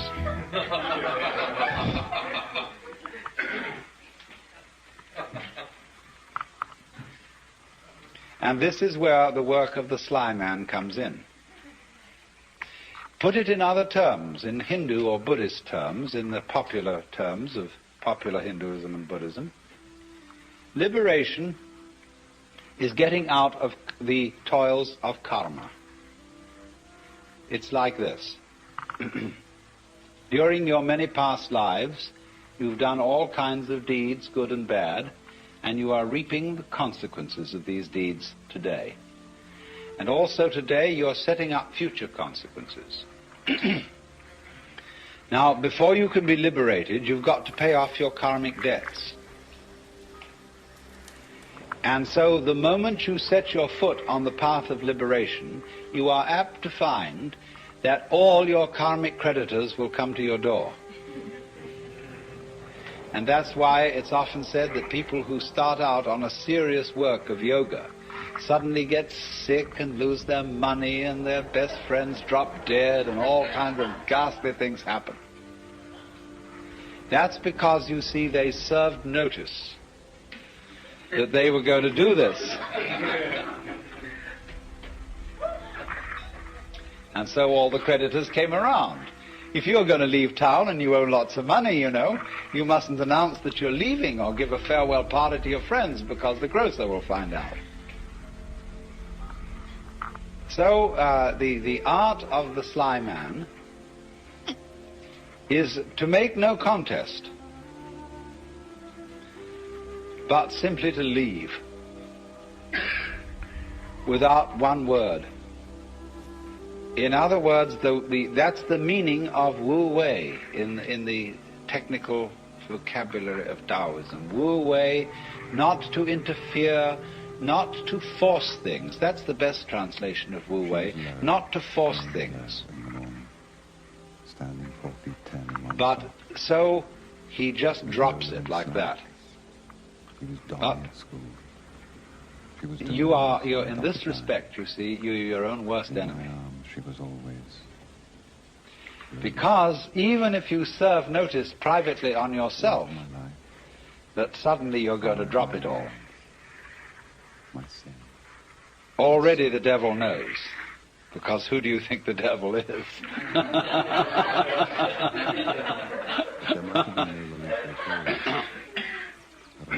Now this lies behind the whole problem that is discussed in the book Zen in the Art of Archery. The necessity of letting go of the bowstring without first deciding to do so. Another way of putting it is that the decision to release the bowstring and the action of doing so must be simultaneous. That hotel you see, the Mirana. Not to decide and then act, but to act, decide all at once. Now, why is this? If you are going to be an expert archer, you must shoot before you think, otherwise it'll be too late. You don't aim and then shoot. It's all one action. And this is true likewise of any sort of shooting, pistol shooting as well. That if you aim, if you decide and then fire, you're apt to do things like pulling the trigger instead of squeezing. All kinds of wrong things are done. And you're always a moment too late if you decide first. You have to act and decide simultaneously. So what does that do, you see? That puts up a very curious problem, which in its own turn becomes a bind. To try and act quickly enough so that you overtake the preliminary decision. 4 months later. To try not to decide first. And that is an impossible problem. I wonder if you ever read von Kleist's story Froze something in me. about the The child fighting bear. This is included in Nancy Wilson Ross's left my own childhood book, behind. The World of Zen, as a kind of Western Zen. The poison was in the wound, you It's a see. story about a man who has a fight with a circus bear. And the bear reads his mind and always forestalls any attack that he makes on it. There's absolutely nothing he can I do accepted to the get teaching past post the at bear. Beardsley College in America. And so, in the same way, you might imagine So I thought I'd finish the textbook. a guru who is a mind reader, For American students. and he always knows if you decide before you act. And if you do, I you took see, my the devil advice will and went catch to you. live at the house of some old friends of my late uncle's, the McCoos, in the New England. Instead, town you where see, I of stayed. deciding that you won't be an But in my alcoholic reading, I anymore. found that it was no longer there. The only thing to do is not to drink, without any previous decision on this However, a friend matter. of Mr. McCool's wife, a widow, But how can anyone do that, you see? That's the question. How can I decide not to decide? How can I announce that I won't make any announcement without making an announcement? You see, there is no way out of that bind. Try as you may. You go on and on and on, trying, as Herrigal did, to release the bowstring without thinking first to release it. But then, strangely enough, one day the thing happened. 1 minute, something's burning. He did it. Oh, wait a second. Missy, And down in water. this is involved in our learning of almost all techniques, that we work and work to achieve that final point of perfection. And it doesn't come, and then one day it happens. Monsieur Humbert. Yes. Now, what is the reason for that?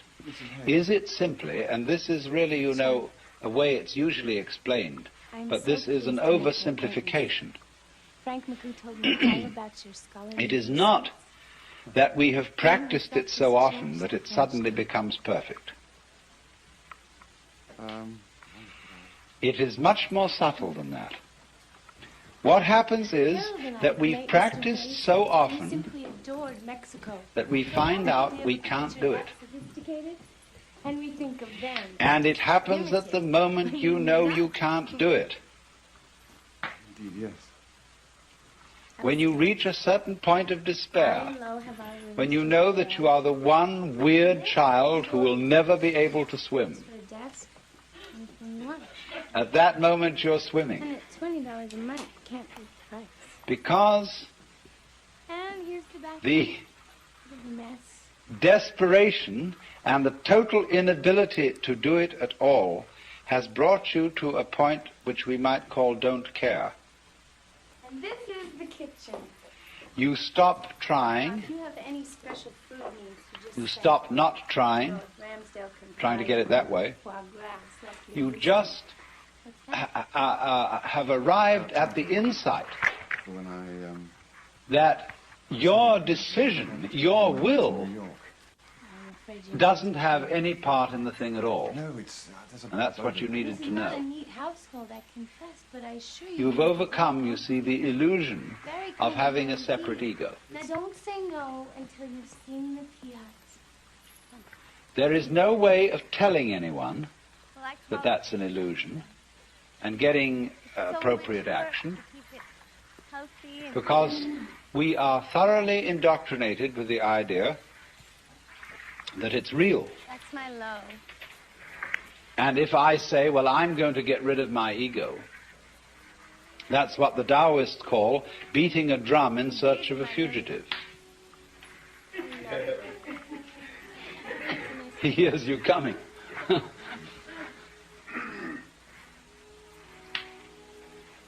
So the ego, that is to say, the illusion of having a separate will and a separate I center that can be an effective agent, that cannot be overcome by a decision which seems to be centered in the ego. You might as well put out fire with fire. It can come only when an attempt to act from the ego center has been revealed to be completely futile. Then the thing happens, because you've really discovered that it was, after all, an illusion. Now, be very careful how you formulate this sort of thing philosophically. This could, of course, correspond to the kind of person who feels unafraid and who feels very free because he's a complete fatalist.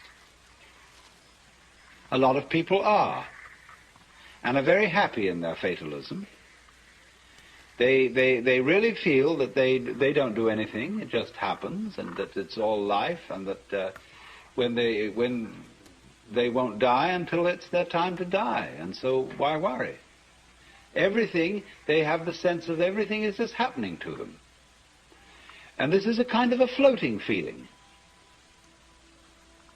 It's as if you didn't have to push things at all.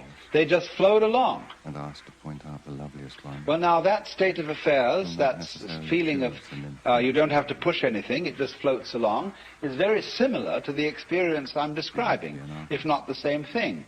But this person has interpreted it as a fatalist in a rather passive way. That is to say, he has felt that there still is some kind of a little differentiation between himself as the experiencer on the one hand and that force or set of forces called fate on the other. He is pushed around, but he witnesses being pushed around. Now, in this state, this person still has a little fragment of impurity left. There's still one fly left in the ointment, and that is the sensation of being pushed around. There is still a fundamental division between the knower and the known. And in this case, the case of the fatalist, the knower seems to be the passive thing, and everything known, the objective world or the goings-on of his own physiology, they appear to be the active end. And the knower just has the experience of himself being moved by the tides of life. The important thing to find out is this, that the sensation of being the knower and the experiencer of all this is not, as it were, aside from everything else that's going on, but part of it. Just as you, although you experience your own existence subjectively, you are nevertheless part of the external world. You are in my external world just as I am in your external world. So in this way, the final barrier between the knower and the known is broken down. There is nobody, as it were, being carried along by fate. There is just the process. And all that you are is part of the process. Then there is a curious flip. The individual who has always felt himself to be the tiny little thing on the end of the big determining process suddenly goes bloop. Have you watched sometimes a tiny little piece of mercury coming nearer and nearer to a large piece of mercury? The sudden moment when they touch each other and bloop, the little thing vanishes into the big one almost more dramatically than a drop into the ocean. In this case that I'm talking about, it isn't that the individual organism vanishes, the individual human being doesn't vanish, but he experiences no longer a passive relationship to the world. He simply sees that all that he is and all that he ever was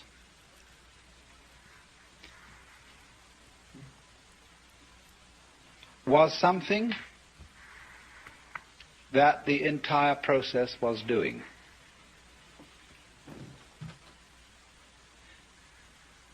At the time, in other words, when he felt himself to be separate, he sees that that is, in a certain way, just what he should have felt. I'm having trouble sleeping. Because that was what the process was doing in him, in exactly the same way that it was giving him brown or blue eyes or blonde or brunette hair. And that's going through the door and turning round and seeing there wasn't a door. Of finding that you aren't fated, that you're not trapped, because there's nobody in the trap. And it takes something trapped to make a trap. Am I getting a zit? We'll begin by refreshing memories as to what went before. In discussing the theme of the Joker, I have been talking about Want to see my chin wobble? a point of view, the Joker's point of view, from which not only our social institutions, but also all the formations of the natural world are seen as games.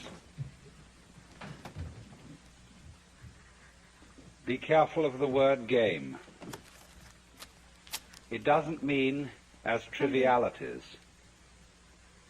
because when we say it's just a game, this often means it is just trivial. No, There can be important games, as when we play the piano or musical instruments. We are not necessarily doing something frivolous, but we are playing. And there is something in the nature of all play that is not serious, but at the same time may be sincere. And I tried to give you the picture of the multiplicity of natural forms on the one hand, and of human social institutions, and all the things that we do and consider important and busy ourselves with as human beings. I tried to give you the point of view from which these can be seen as games, as things being done, as it were, simply for themselves, and not for some ulterior motive. And therefore, these games are in a way best played when they are played as games. Although it's really all right for people to take them seriously, except that they are a little bit deprived. They're missing something. And so when the Joker sees a person taking his life seriously and regarding himself as extremely important, there is something a little bit funny about it, and he is inclined to get the giggles. And it's all he knows, that the very intensity of seriousness with which the individuals concerned are taking these games will be a kind of foil for the subsequent bursting into laughter when he sees that it wasn't serious after all. You see that? You might say there are these classes of people. There are the very far out people and the very far in people. Now, ordinarily we say someone's very far out when they are oddballs, when they are exceedingly unconventional. But I want you to turn the picture round and look as a conventional person.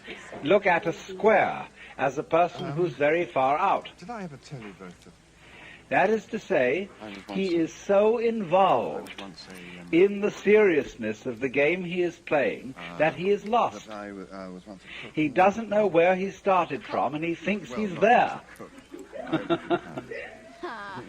But he's completely lost, because he is actually under the cover of his assurance, of his status, of his position in society. He's really a very anxious person.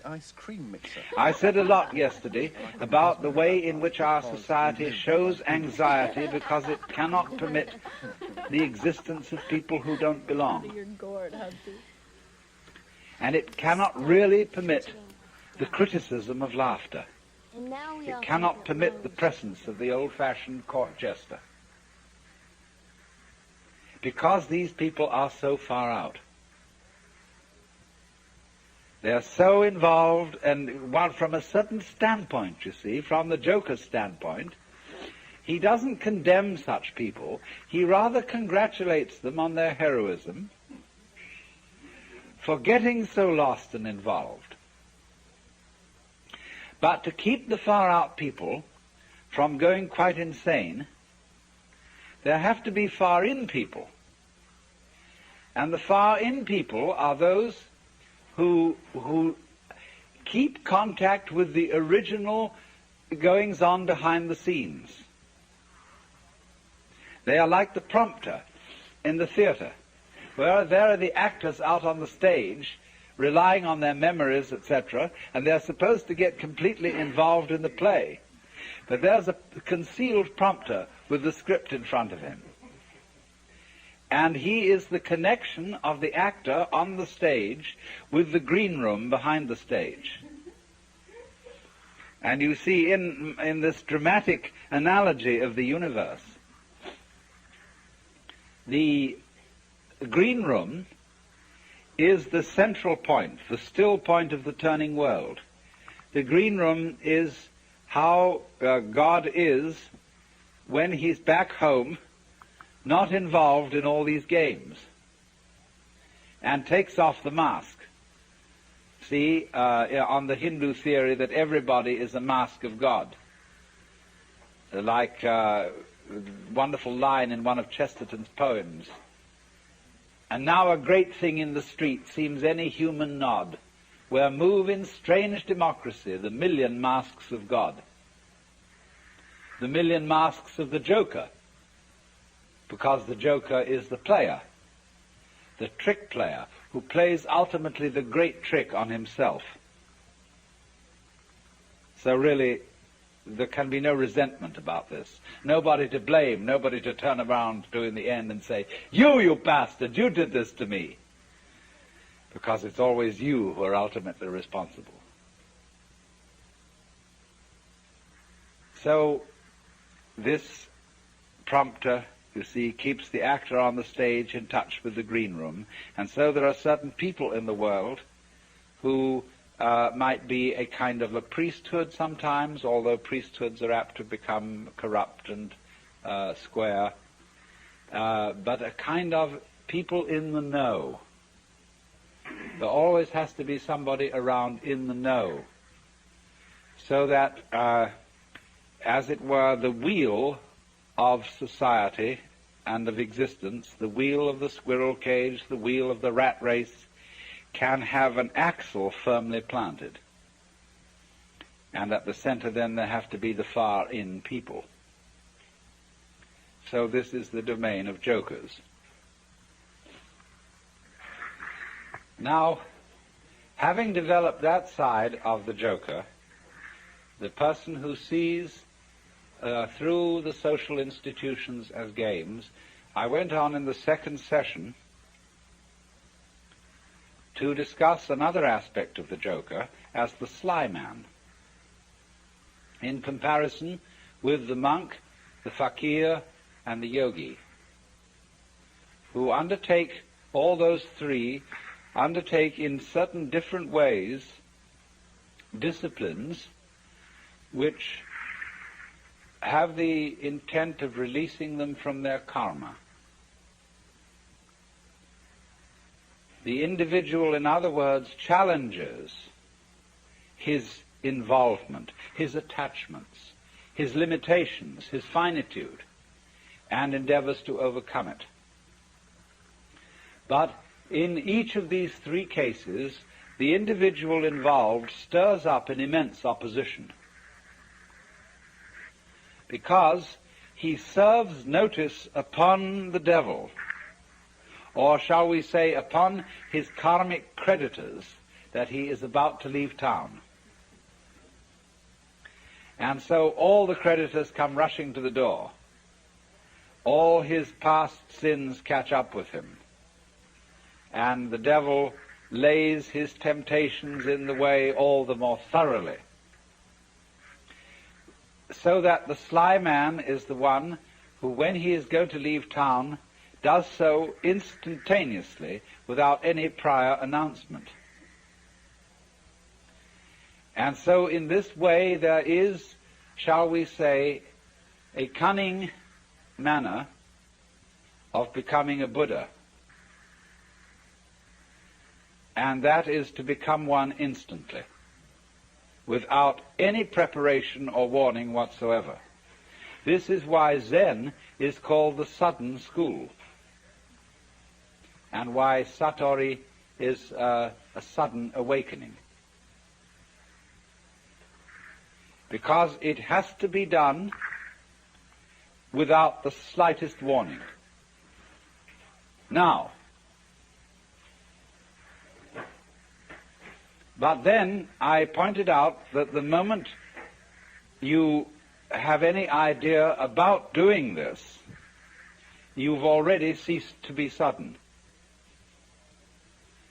That is to say, the moment you seek for some spiritual attainment, which is becoming a Buddha, becoming awakened, becoming released, getting in there, you've already served notice upon your creditors. So that somehow or other you find that you have to do it without intending to do it. And that is a double bind, which you impose upon yourself when you say, I must find a way of doing this spontaneously. That's the old basic double bind. You must be spontaneous. You are commanded, or you command yourself to do something which is acceptable only if it happens spontaneously. Then you think about that and say, well, what a fix that is. Here am I saying, I must be surprised, and I'm going to lay plans to surprise myself.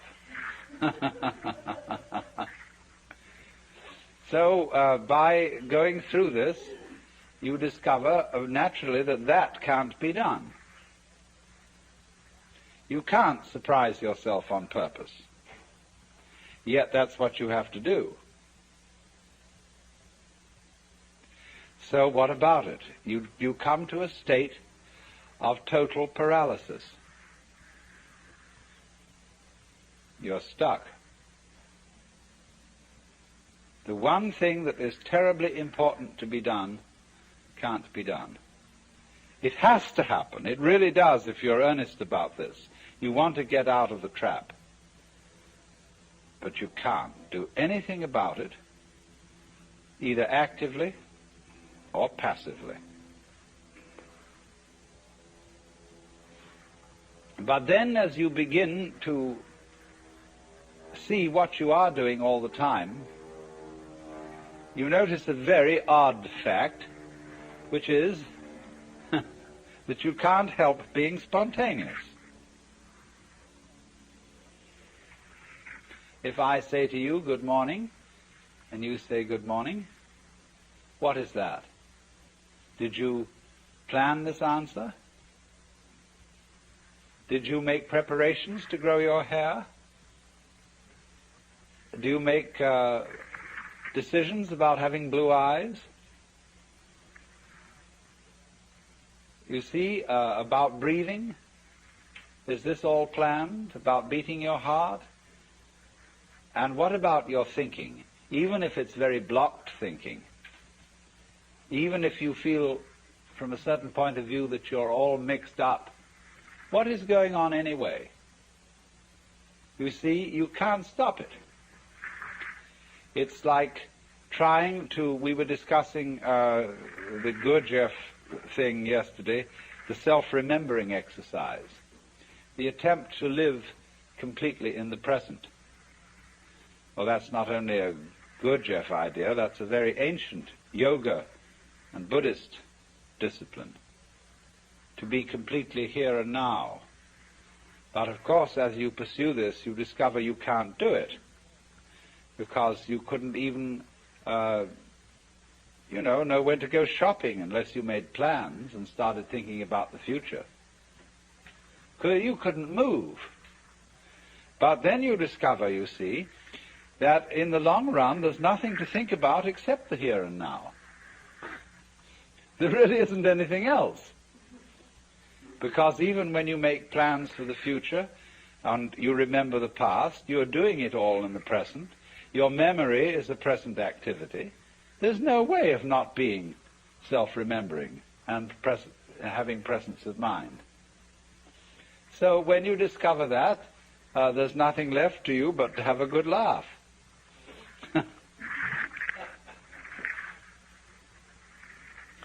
Well, now, I want to develop to a greater extent something I only touched on yesterday afternoon when we were discussing anxiety and laughter and the relationship between the two.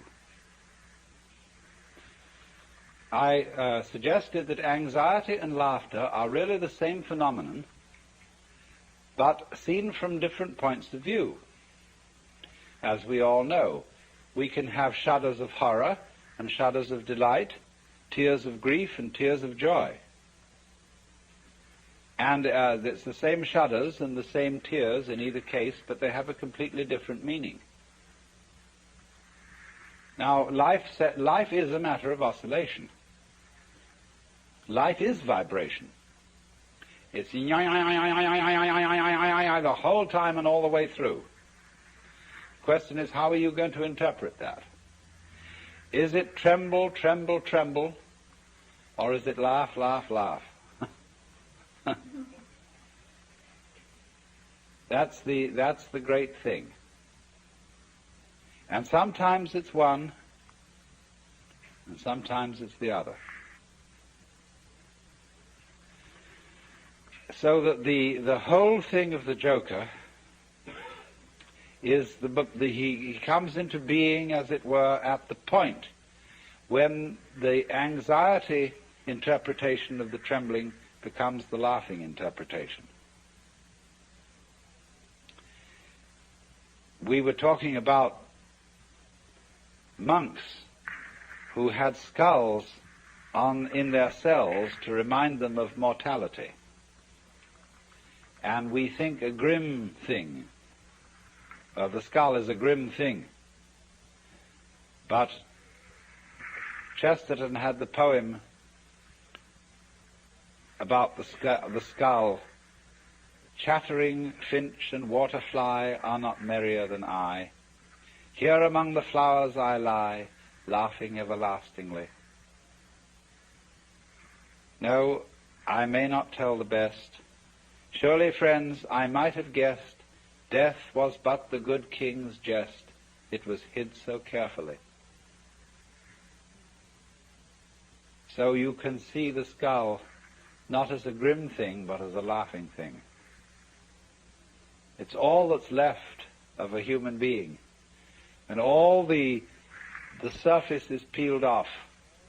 And nothing but this beautiful bone remains. It laughs.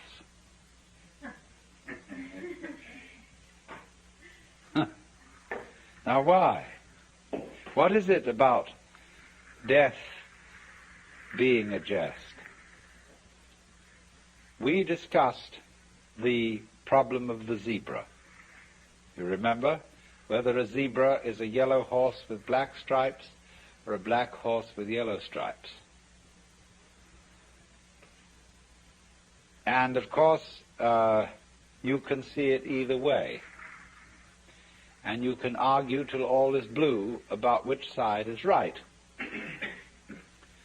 And let's suppose that a black horse is a horse of ill omen, even though striped with yellow, and a yellow horse a horse of joy and good omen, even though striped with black. This is our eternal problem.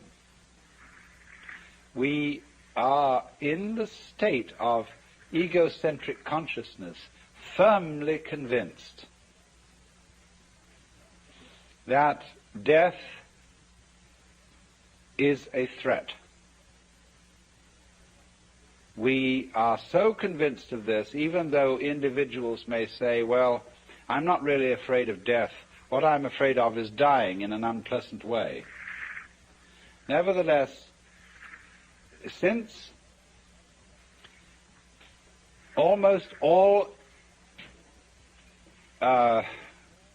moralists and people concerned with ethics seem to agree, whatever their differences of opinion, that survival is a good thing. In some sense, if not survival in this body, even the most, the people who would rather be dead than red, firmly believe that that is true because they believe there is a hereafter, where they can go and where they can be rewarded for the courageous stand against evil which they have taken. You see? So that's still some kind of insistence on the value of survival. And we all cling to this idea of survival with tremendous passion. But we have been fooled,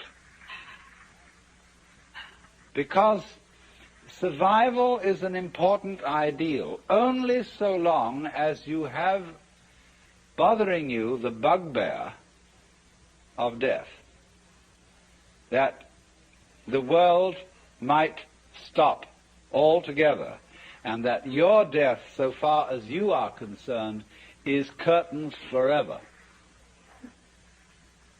And that is really the bogey. You see, that's all very well to rationalize and say, no, it's not death I'm afraid of, it's the pains of death. But if you think about it deeply, there are several stages in thinking about it deeply. The first stage is the real horrors of endless night, of the futility, of the whole conception that one's own life, or indeed the whole life of the cosmos, might be nothing but a flash, and beyond that, nothing. Nothing, nothing, in all directions.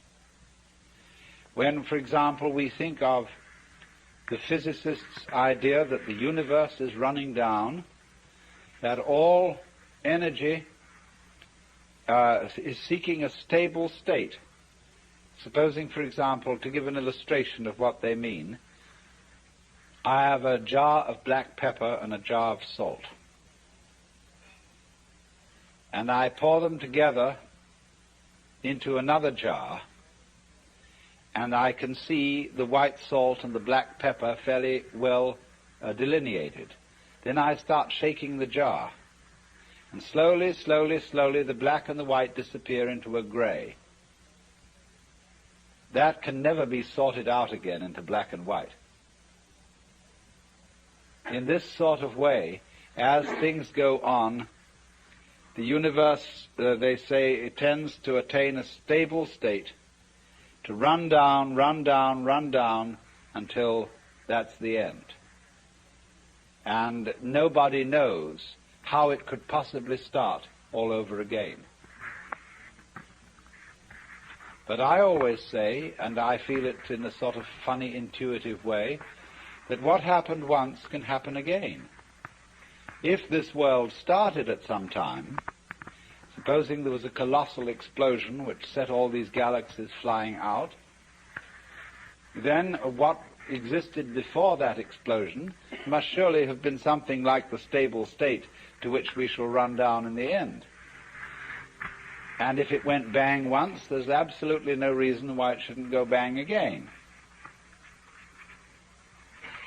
I suppose there are temperaments in logic. I have a temperament whereby I just cannot, it seems to me absolutely basic that what happened once can happen again. But there are other people who so cherish the unique that they can conceive the idea of something like existence happening only once. But you see, something that happens only once doesn't happen at all. What happens if a given sound consists of only one vibration? What is the upcrest of a wave apart from the downcrest? Can you conceive that? That's the same koan as what is the sound of one hand. You see, it always takes two. You can't have a purely left-sided person. Imagine. So, in this way, just as you can't have just one vibration, it's like the saying, the greatest strength of mind is to eat one peanut. and so it can hardly be done. So there isn't just one vibration. And a dit but no da sort of thing. You have to have it do more. So in just the same way, when you magnify this principle, there isn't just one cosmos, or one big explosion that starts and stops. All stopping implies starting. Someone just wrote to me, we haven't parted because we never met.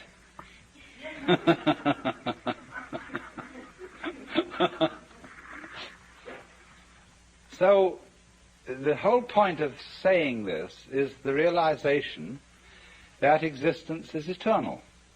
The going out of existence implies the coming in. And St. Thomas had some points here when he said, there could never have been a time when there was not being, because if there had been a time when there was nothing in nothing to produce something. But he didn't quite have the point, because what he didn't see was that nothing is productive in the sense that you can't have nothing without something. They go together. And all this thing is an argument, again, about whether the zebra is yellow striped black or black striped yellow. And what we see is that the black and the yellow, the darkness and the light, are simply two phases of the same. And that realization is exactly what transforms anxiety into laughter. Suddenly to see that you just, after all this anxiety, that you don't have anything to worry about. Now, that doesn't mean that there will not in our future lie some extremely painful experiences, or experiences that we would ordinarily interpret as horribly painful. We may all die of ghastly diseases, or of radiation burns, or of unimaginable things. But look here. I very briefly touched on pain yesterday and the way pain is interpreted.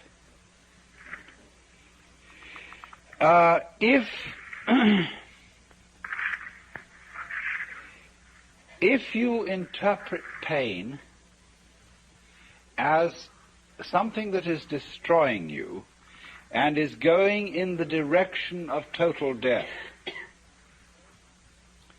then it's very serious indeed. And it's perfectly terrifying. But I've been investigating experiences of people who have undergone torture.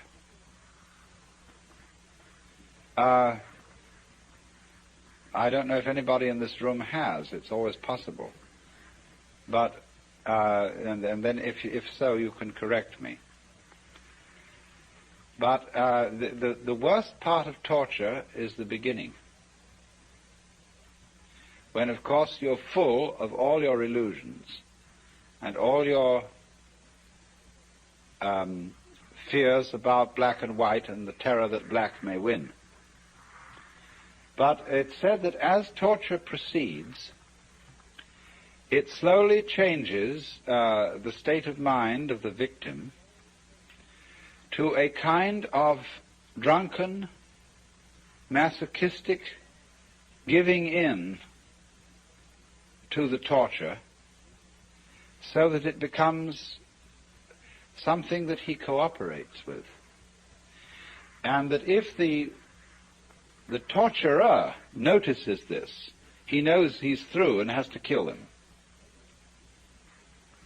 So, in other words, there is a point at which pain becomes an experience without having a negative interpretation put upon it. Becomes, in other words, converted into ecstasy. It simply becomes, you see, a way of going through extraordinarily far out sensations which have no meaning. If they have meaning, the meaning of threat, the meaning of death looming at the end, and you know this is the tearing apart and the destruction of you, then you see it is absolutely horrendous. But if it has no meaning at all, just transpose yourself into another dimension to illustrate it, because what the dimension I'm talking about is a very tough one. But let's go back to a simpler one. Let's take sounds. Now, if you lie down and listen to all the goings-on in this area, and you will hear planes moving and cars and foghorns and all kinds of crazy sounds, you see. People this way and that, so on. And you can listen to that and find it very interesting, very beautiful. But if someone were to do what John Cage does and put you in a concert hall with the expectation of hearing music, and by having a purely silent playing of the piano, compel you instead to listen to all the sounds going on around you, you would be shocked and feel that some kind of an avant-garde hoax had been perpetrated. You see, it depends on the set, on the way you approach the experience. Now, you can listen to sounds that are ordinarily considered unpleasant in a totally unprejudiced way. You can listen to discordant musical noises and find them extremely interesting if you listen carefully enough. You can listen to a squalling brat and find it musical. That this child, I'll never forget waking up one morning and listening to a child whining. The child wasn't saying anything. There were no words in it. It was just a plaint. And it wasn't exactly crying. It was a kind of...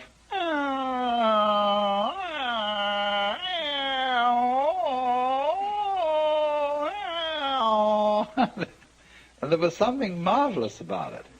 This child's wonderfully articulate protest against some sort of nuisance.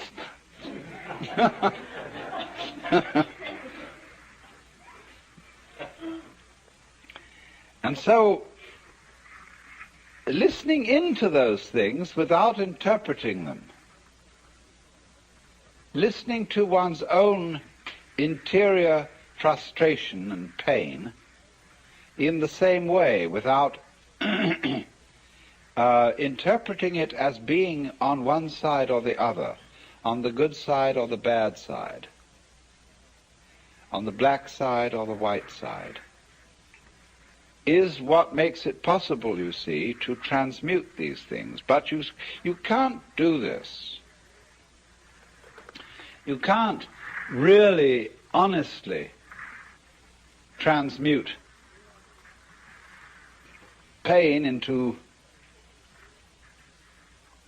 a form of play, a form of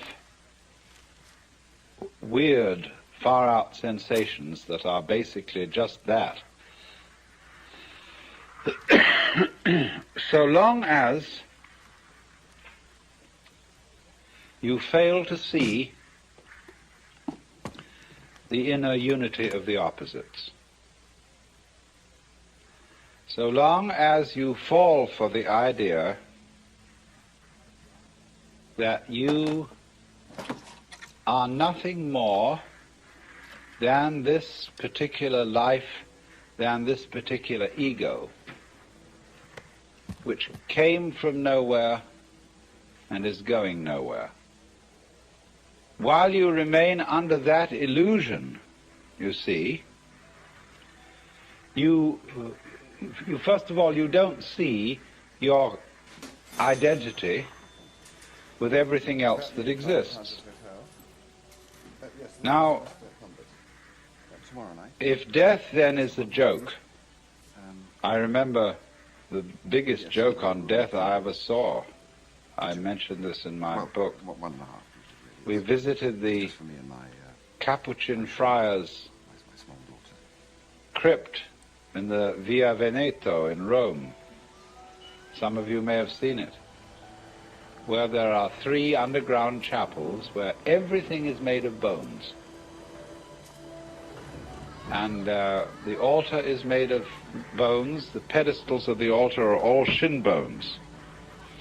And then there are piles of skulls, and the decoration of flowers on the ceiling are ribs alternating with vertebrae. And the vertebrae are the flowers, and the ribs curl this way, curl this way, curl this way, the twining stems. And the whole thing is bones, and they have even a few full, intact skeletons dressed in monks' robes standing on either side of these altars. Come on. It's the craziest thing you ever It's saw. such a pleasure to watch our young people make friends. And then when you have seen it and you come out, there is a little friar with a beard taking your offering at the top of the steps. And he had a funny, wicked gleam in his eye. And one could see that this was a joke. The whole thing was a joke. It was constructed by people who had somehow overcome the fear of death. Couldn't possibly have such a thing as that. Well, the doctors aren't quite sure. And so It's something up I was fascinated by it because I thought that on the day of the resurrection, there's going to be a tremendous scuffle, fitting all those bones together and everybody getting up the stairs for the Last Judgment. So, thought we'd go to Bryceland, Well, spend the night there, and so if it is seen that death is the jest, but the question is, you see, we are so tormented by the bugbear of I missed you. it being the real I end, missed you a lot. by the imagination In fact, I've been revolted. of the possibility But so what? of being You don't care in the about me dark anymore, forever. Why do you think I don't care? Now, you really must Well, you haven't kissed me yet. think this through, because it is a pure delusion. If you think, first of all, seriously about annihilation of consciousness, you will realize that annihilation of consciousness couldn't possibly be an experience. But being in the dark forever could be an experience. And supposing you were buried alive and somehow you were immortal, that you had to stay shut up in a tomb for always and always and always, No, I don't think we are. that would be pretty grim. No, I don't think we do. But the annihilation of consciousness is not an experience at all. Or maybe it was more red. There isn't anything there to be afraid of. Thank you. So if that's what's going to happen, there's nothing to worry about, I assure you. But on the other hand, if you think about it longer, about a state of eternal, just not being at all, you know, you realize that nature abhors a vacuum, and that since, just as the universe happened once, it can happen again, since you were born once, you know, it did happen, really. Pretty, I have a reservation there. Well, it can happen again. Only Twin-bedded room. the next you won't remember the one now, just as the one now doesn't remember the one before. I have the room with the twin beds for Not you. because you've forgotten, But I didn't hear from you. We but both because serve memory is God. transmitted And with along the certain flowers, in channels. the glory of Christ, It we requires the vehicle of brains, It's Herbert. for example. It requires books and other records to maintain it. Cotton for my daughter. He's very tired. But as I pointed out yesterday, the fundamental what have you that underlies all this doesn't need a memory, doesn't need to store memories. And so, just in the same way as you don't need to be conscious of the inner formations of your brain. Nice dog, huh? Also, I mean, here I'm talking speculatively. He likes you. Also, Doesn't like everybody. there are curious connections He can smell when people where we sleep. don't see any. That is to say, Like sweet people. the interval Nice young people between events like you. is not insignificant. Just as you don't hear melody unless you hear the interval between tones. It's the interval that counts.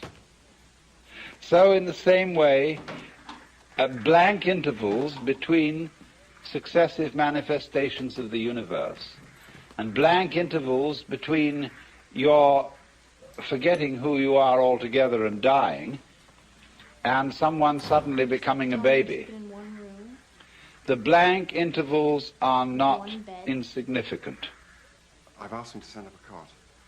Every painter knows, every architect knows, that the space around an object or inside an object is just as important as the object.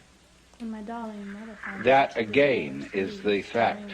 If you don't notice the importance of intervals and you don't notice the importance of space, it is as if you had settled on the carpet here for the black design being the thing and the white background as having no significance.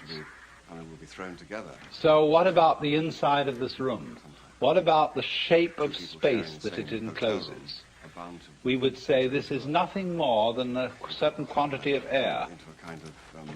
But don't you see that the distance, the space between that wall and this window is life room? That is not nothing. Me too. That it's just as important. It comes into being at the same moment as the walls come into being. It connects them. And so likewise the space between our planet and other planets is not insignificant. So once you see that intervals of apparent nothingness are significant intervals, that their size makes all the difference to what's happening. When the intervals between dits are short, the note is high. When the intervals between the dits are long, the note is low or large, the high being little. See, why do we say high and low as distinct from little and big? Big instruments make big noises, little instruments make tiny noises. But at any rate, it's the interval that's important. So then, once you see the importance of the interval, you have seen that the white is as important as the black, or the other way round, if you want to change your analogy. Do you see how you can switch these analogies? My happiness. In one case, the white can be the nothing, the unimportant, whereas the black is the mark somebody made with a crayon. Or the other way round, the black can be the darkness, and the white is the flash of lightning that appears in the darkness. Change your analogy. It's like saying, once we used to say about high matters, high matters, lofty thoughts. But now we don't. It's more fashionable to say deep matters and profound thoughts. Someone was telling me yesterday in the group here that they were going to an Indian village in New Mexico where they had Christianity. But when the speaker referred to Jesus and God and so on, he pointed down all the time. Seems so. Because, you see, he felt that things grew up like this from below. My daughter. Whereas, of course, the ancient cults out of which the Jewish and Christian religions grew had the idea that the life of the sun and the rain came down from the heavens and fertilized the feminine earth, which then responded. But these things keep changing because you can keep switching your point of view. You can see the black as the design against the white background, and the white as the design against the black background, and you can flip back and forth, back and forth, back and forth. And the more you do that, Smoke? Not just now, the more you realize that the pairs go together. Good night. Anxiety is the state of trying not to flip. Enjoy. All life is flipping. It's called, its flip-flop ability is the condition of life, this way and that way. When you're trying to resist flip-flop ability, you're anxious. You see? When you push against it, it throbs in a way that you interpret as fear. And all rigid personalities, people who can't swing, who have no movement in their hips, as it were, psychologically, they are resisting flip-flop ability. But when you understand flip-flop ability, and that this is the way things are, then you laugh, because that is the big flip-flop.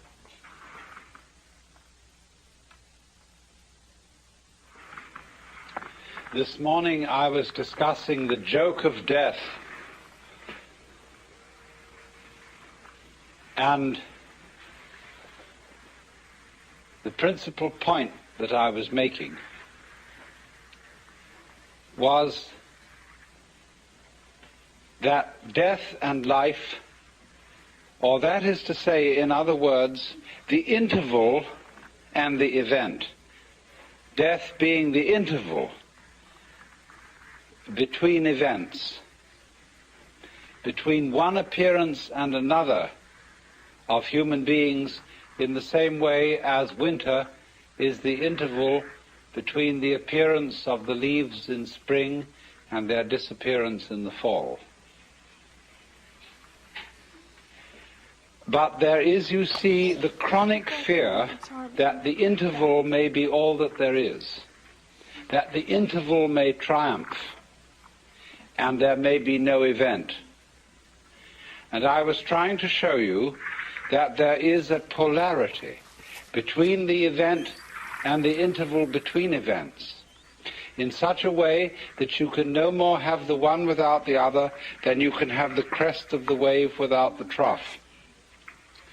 And that this goes on and on and on in endless cycles, where there are small intervals making up small intervals and waves which group together and make up a set of intervals and waves, and they in themselves constitute the crest of a larger wave with a much longer trough. And then again there comes the group of intervals and waves on a short rhythm. And that this thing that goes like, you see, like this, you see, that this thing in its turn is the crest of a still greater wave, and that the nature of being is that this is the scheme of things. But the joke about it, what makes it exciting, is the constant anticipation that there might not be anything again after the interval, that it might all come to an end. And the real problem, in order to turn death into a joke, that is to say, suddenly to recover from this terrible anxiety that it might be finished, and then transmute the vibration trembling of anxiety into laughter. It is the same thing. Only the trembling of laughter is the trembling of anxiety seen from a different point of view. Now, what are the things that are obstacles to our being able to see that? It's almost as if life were itself a guru. And you know how gurus throw out tests to their students to see if they can pass these various initiations, all of which require nerve in the face of some formidable obstacle. All fairy stories are full of this. And so life itself throws out all kinds of reasons for supposing that we are faced with something serious instead of something playful. And I want to discuss with you a few ways which in Western history this obstacle has been thrown out, and how we today are bamboozled by these obstacles. In the history of Western civilization, there have really been, in the past 2,000 years, two dominant mythologies. One has had a long run and the other has had a fairly short run. But they are both ways of terrifying you so that you won't see the point. But at the same time, they are perhaps not merely negative things, but challenges, barriers of the same kind that a guru would offer. For example, in the study of Zen, each koan is referred to as a barrier. And if you can pass the barrier, you see, you get in. But the function of the teacher is to put the barriers up to see how you'll react to them. So, in a way, we could say that the two great mythologies which have dominated the Western world in the past 2,000 years are two barriers. The first, of course, is the Christian mythology. And in the Christian mythology, the individual is made to feel that he is strictly on probation, that he does not really belong, that if he is at all a son of God, he is so by adoption and grace. He isn't really one of the family. Let me explore the theology of that a moment. In Christian theology, God has only one Son. The monogenes, or the only begotten Son of God, who is the second person of the Trinity, the Logos, the divine idea of itself. The Trinity constitutes a family.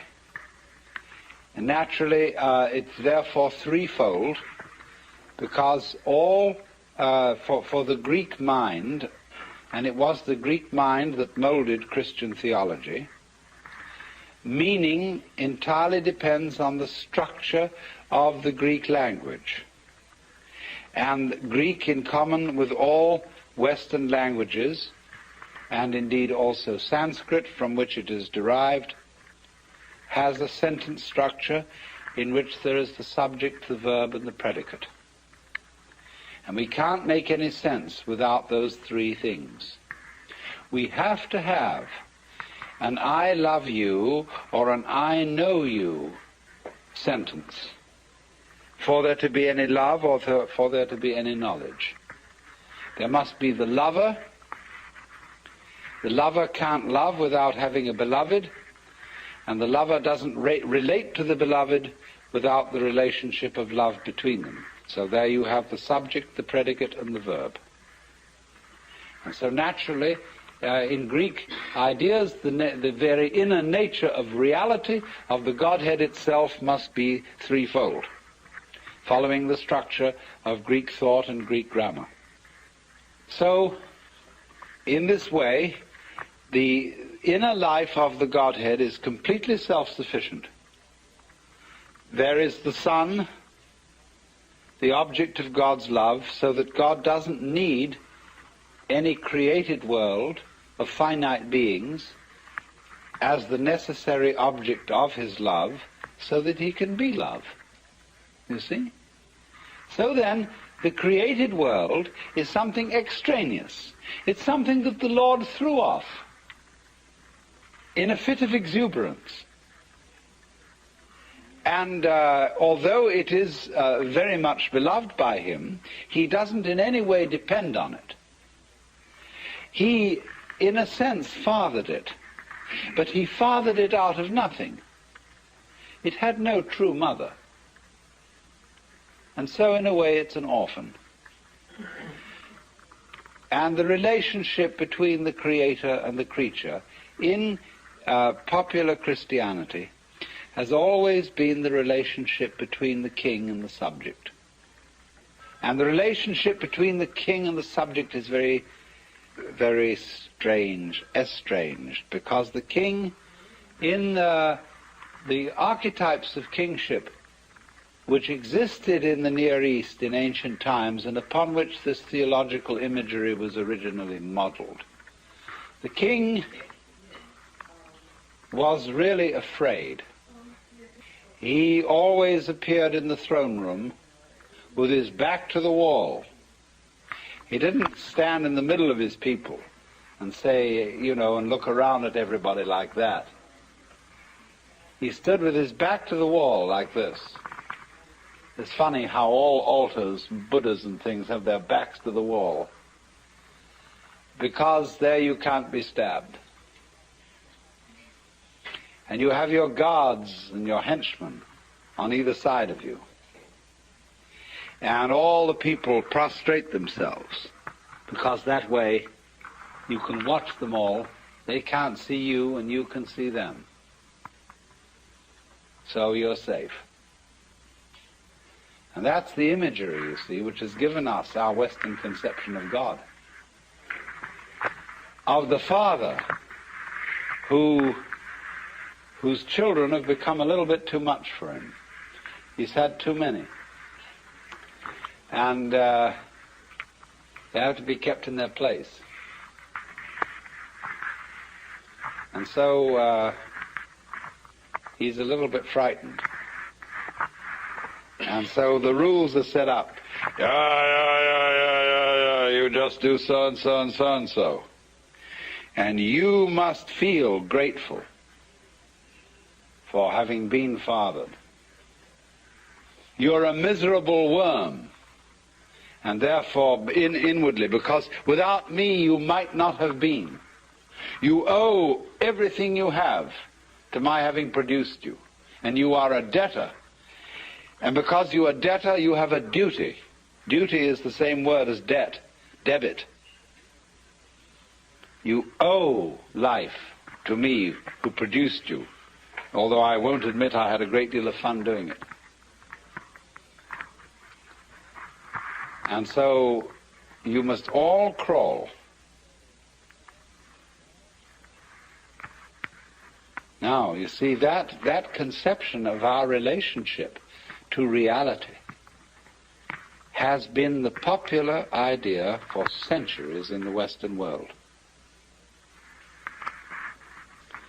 So that you never really knew where you stood with the authority.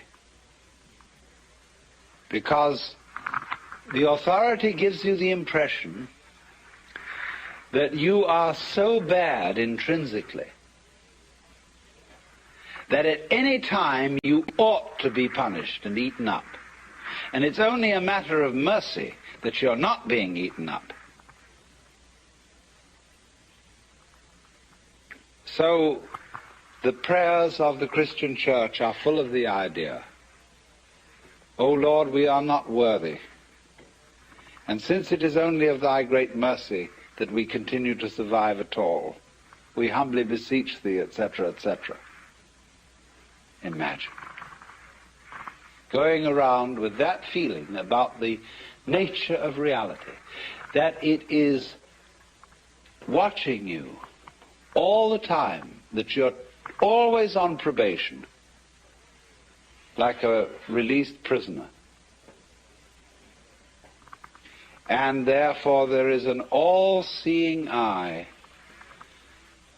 at every moment of the day and night surveilling you, much more efficiently than any big brother could watch you through tiny TV cameras in your bedroom. I know a friend of mine who is a devout Catholic, and in her toilet, but she is different, she has a sense of humor. And in the toilet, you know, it's an old-fashioned one, there's a tank and a pipe coming down to the john, and there's a little placard on it with a big eye painted. And in Gothic letters underneath it, it says, "Thou, God, seest me."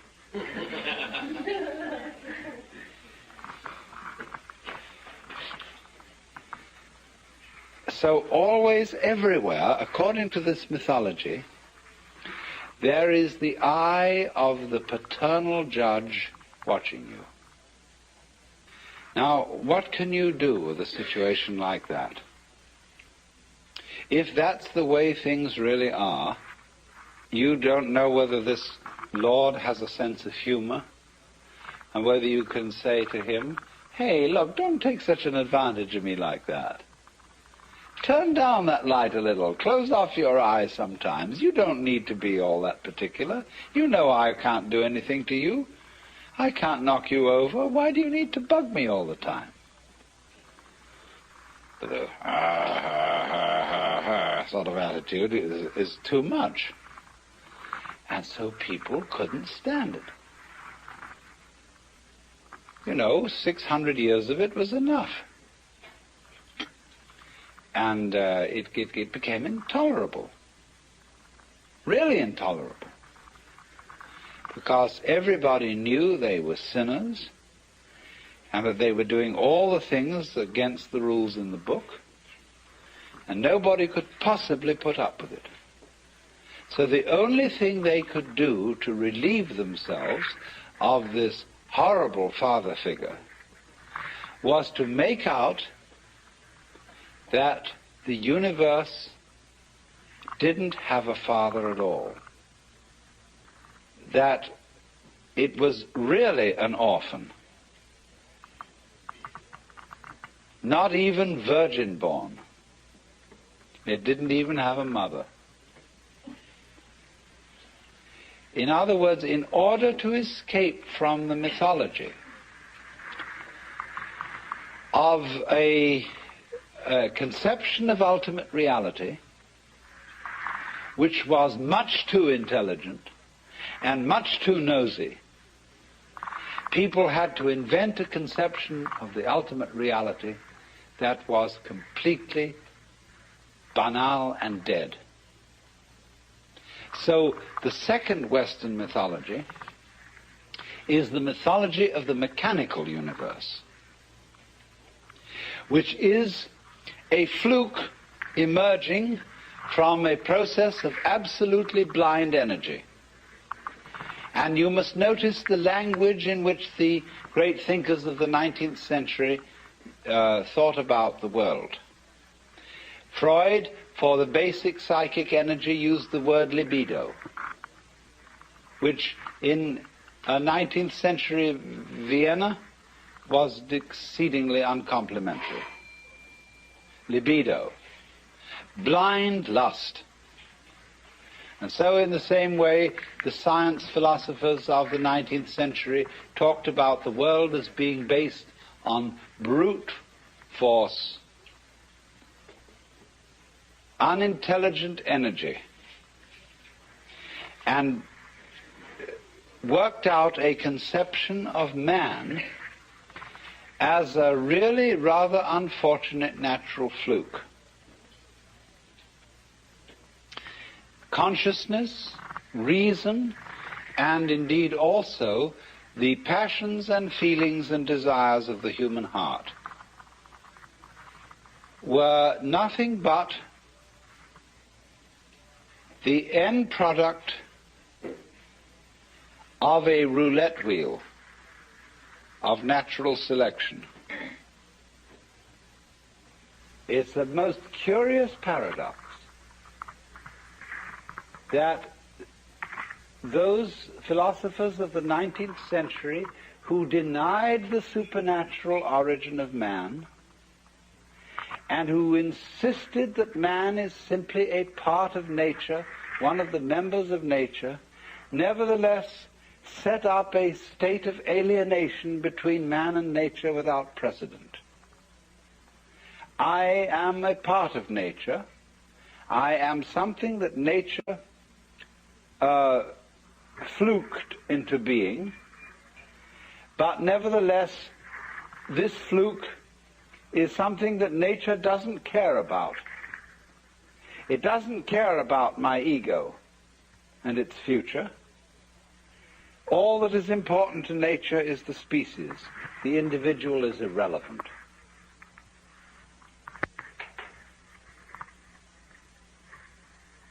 At the same time, this philosophy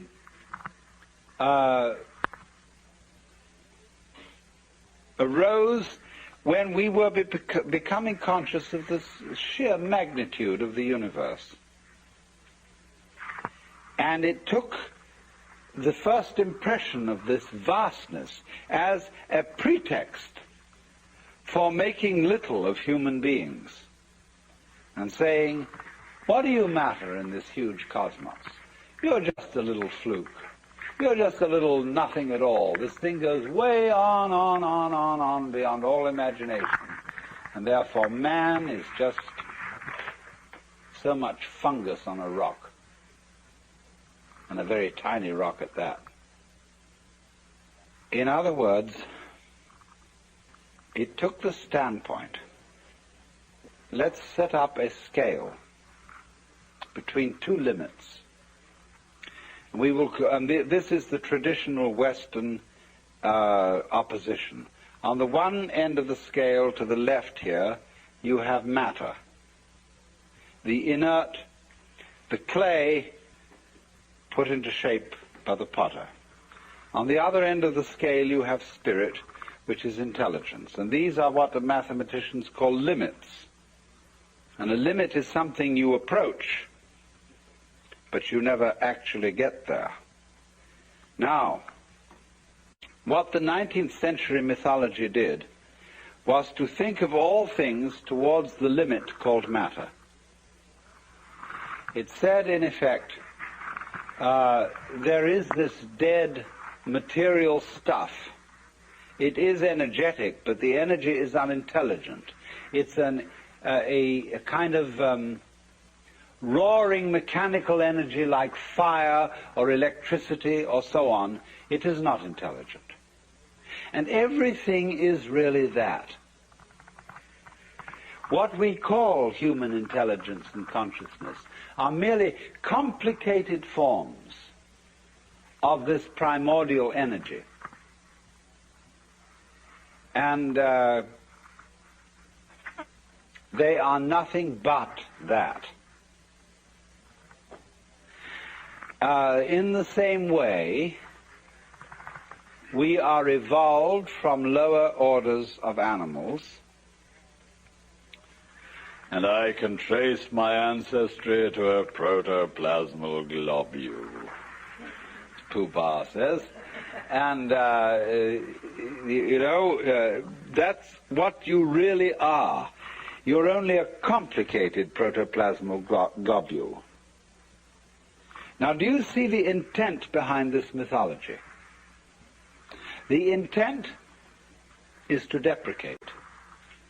The intent is, as we say now, to put down the human being, because the human being felt that hitherto he had been put up too far in the wrong way.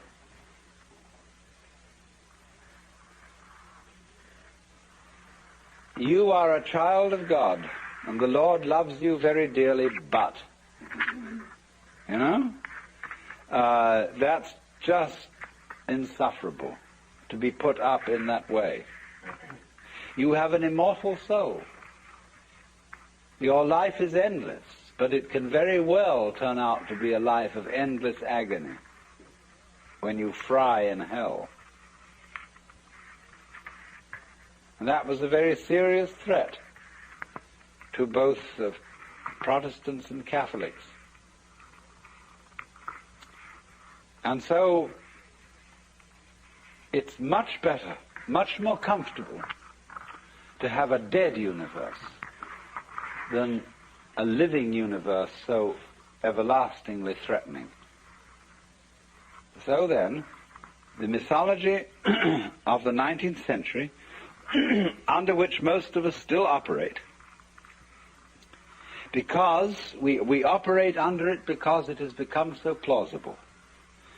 The science out of which this mythology arose has been so effective, it has produced such a marvelous splash of technological marvels, that its point of view, or the point of view of those scientists who started the whole thing going, has become amazingly persuasive and convincing.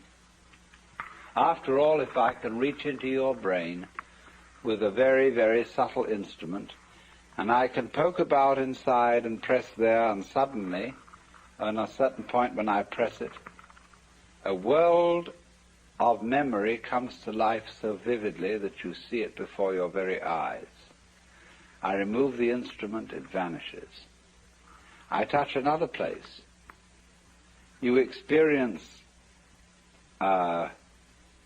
intense pleasure, absolutely unbelievable pleasure. I remove it, the sensation vanishes. Every time I touch inside, you get a sensation externally of intense reality. And I say, after all, I was only just pushing things in your brain. You see what a push-button thing you are? That's it. I can just poke around and you can see anything. But all that's happening is I'm putting a little electrode or something on certain parts of your brain. That's all you are, poor fish. You're just that kind of a sensitive sponge inside your head bone. Well, that gets very persuasive, you see. And people are therefore in a position, they are prejudiced to favor a mythology that will make out that you are, after all, nothing but something or other. Nothing but a kind of complicated neurological jello. And that point of view, as I said, has become enormously convincing. It's plausible today. Whereas the old point of view of God the Father and all the angels isn't plausible. It seems kind of weird in relation to what we know about the state of the universe. Now, what we have to see is that both of these points of view are equally mythological, and there's no more reason to take one than the other. And that what these points of view reflect are nothing other than certain attitudes to living. Now you see, if you want to live in a way that always is saying, I think that life is disgusting. Supposing you want to deny being, then you can always describe it in ways that are offensive. You can always say playing the violin is just scraping cat's entrails with horsehair. That puts it down, and you say, and you say people who play golf, they're a bunch of idiots who go out on take a walk, and they hit a stupid little ball with sticks. Or that people who like music are just a bunch of idiots who sit around and go out of their minds listening to a lot of complicated noises. See, there's always a way of talking about something to make it sound terrible. Equally, there's a way of talking about something to make it sound great. Now, what do you want to do? Do you want to live your life in such a way that you're always saying to it,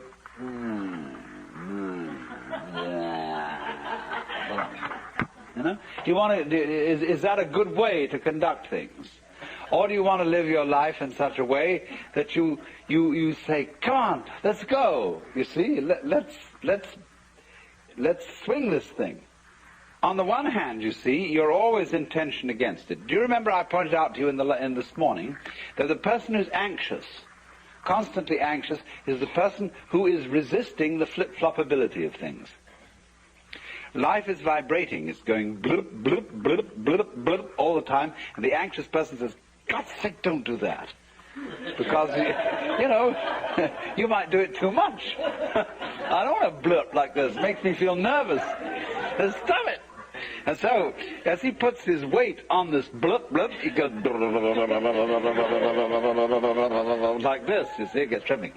So instead of saying, "Come on, let's blip, see, let's go," and do this thing, so in exactly the same way, the person who wants to say, "Well, you're nothing but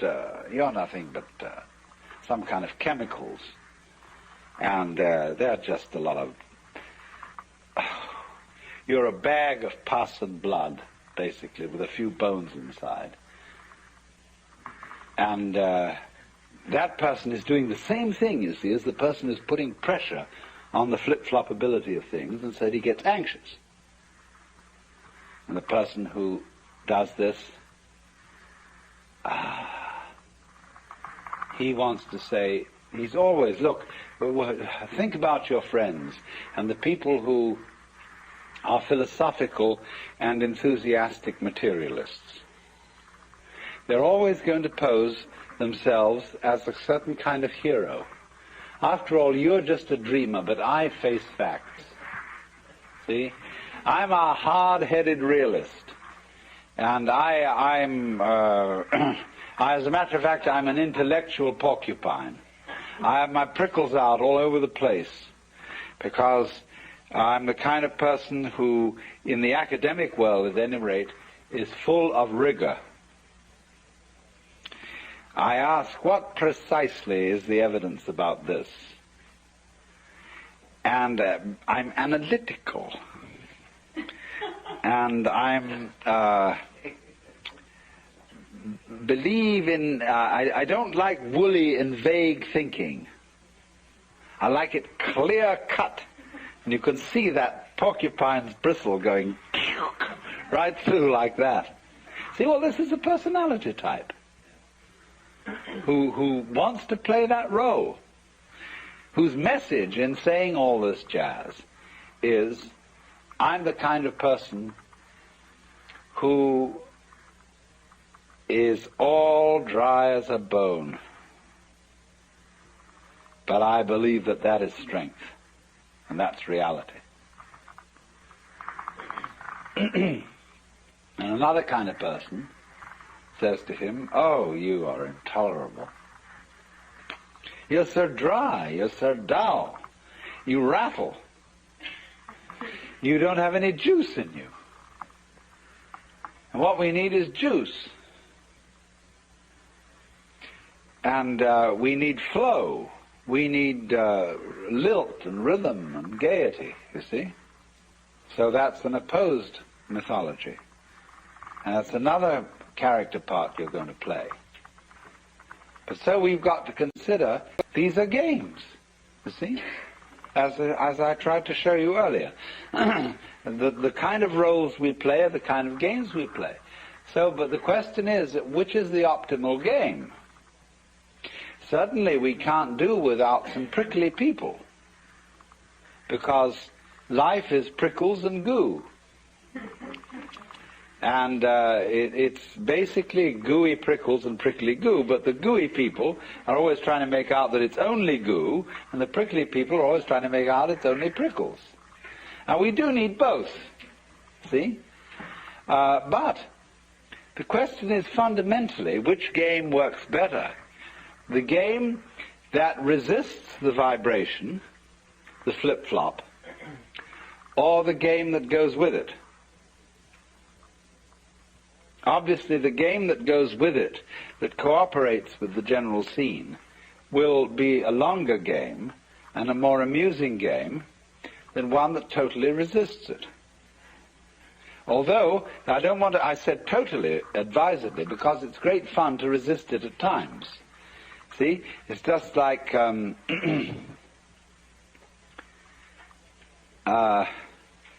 when somebody massages you, you know, and they're really expert and those fingers are just vibrating like this on your back, you can give and just go woof. But it's also fun sometimes to tighten yourself, your muscles against it, so as to feel the full impact of this thing, see? But what I want to, the real point I want to get across is that what seems to us the hard-boiled common sense of a mechanistic view of the universe is nothing other than a myth.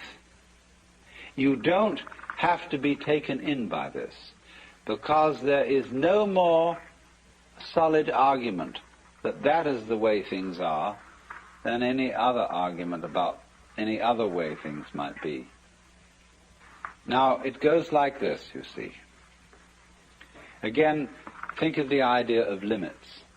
We'll take different limits this time. We'll take one limit on the right hand here as consciousness. Extreme, lively sensitivity. And on the other hand, we'll take the opposite limit, which is geological. The stone, the blind energy, the electrical force without any consciousness whatsoever. These are observable things. We see the living human being on one extreme, and we see the stone or the fire on the other. Now, our 19th century mythologist wants to describe this limit in terms of this one. He wants to say that consciousness is nothing but a very complicated form of minerals. Why can't you go the other way and just as easily say minerals are a very simple form of consciousness? That works, doesn't it? I mean, after all, here's this mineral.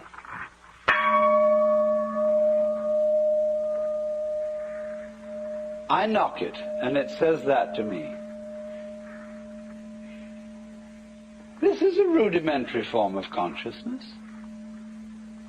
This thing inside is not making a noise to itself, because that requires ears. But in some way, this thing is going to itself. It's shaking like that. And that's its consciousness, its response, its resonance. It isn't totally unconscious, but its consciousness is extremely simple. Now, you may think I'm spinning fairy stories, but is that any more of a fairy story than to say that your consciousness is nothing but chemistry? I mean, you think you're conscious and that you have this high and mighty state of affairs, but actually, of course, if we look at this very realistically, all this is just colloidal substances bubbling around. See, both that story and the other story can be made to seem equally fanciful.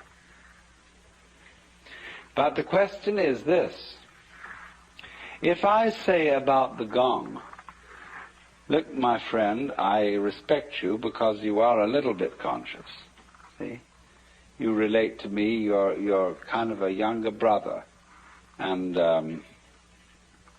then there's something endearing and warm about this attitude to things.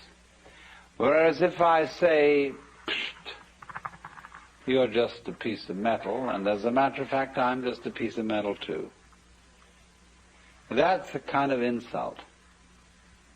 So the people who believe that are really suicidal maniacs. They want to put themselves down. They are against their own life, and they take a great pride in being that way, and they call it being realistic. And I'm only saying it's a better gamble to take it the other way and say the best thing you can say about it, that this is a living being, but not so much of a living being as a snail or something that actually wanders along and wiggles.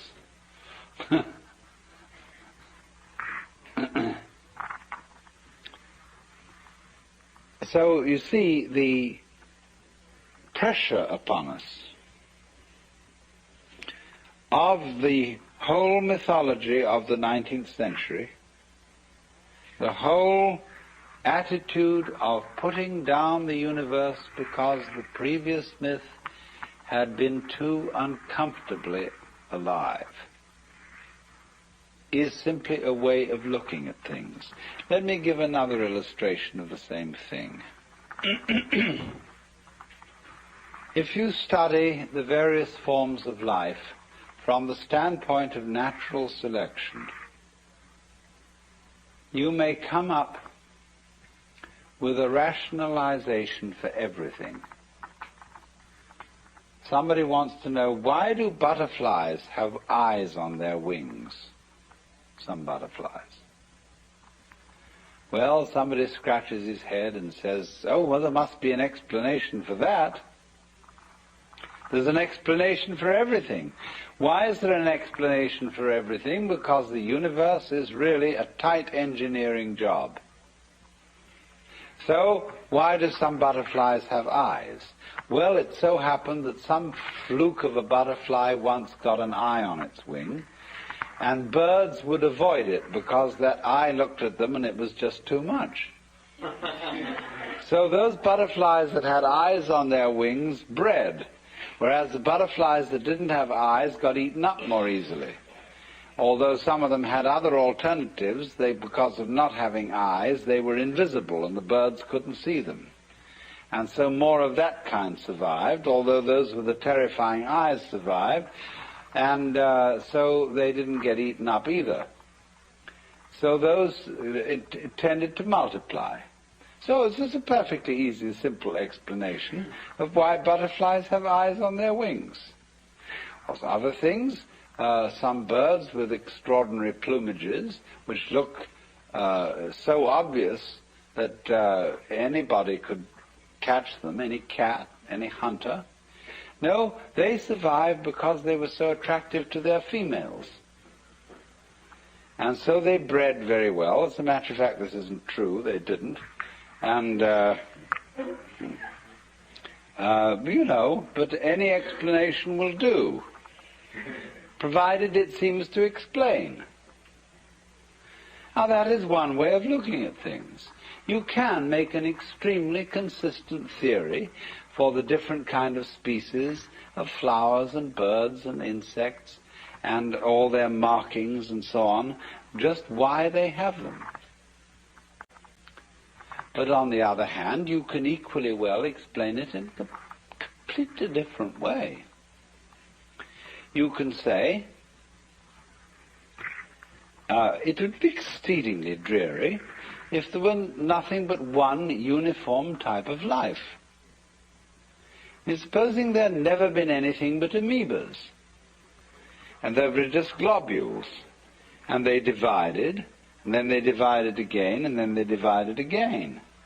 That could have gone on, and it could have been terribly efficient, Because the minute you went to hit an amoeba, you would strike it, but suddenly find you'd killed only one of them because it split just before you hit. It's a marvelous arrangement. And you know they could split very fast. You could suddenly go at another with 2 hammers, hoping to catch both amoebas, but suddenly they split, and there were 8 of them before you knew where you were. That would be fine. But actually, the reason why there is all this colossal variety and all these patterns on butterflies' wings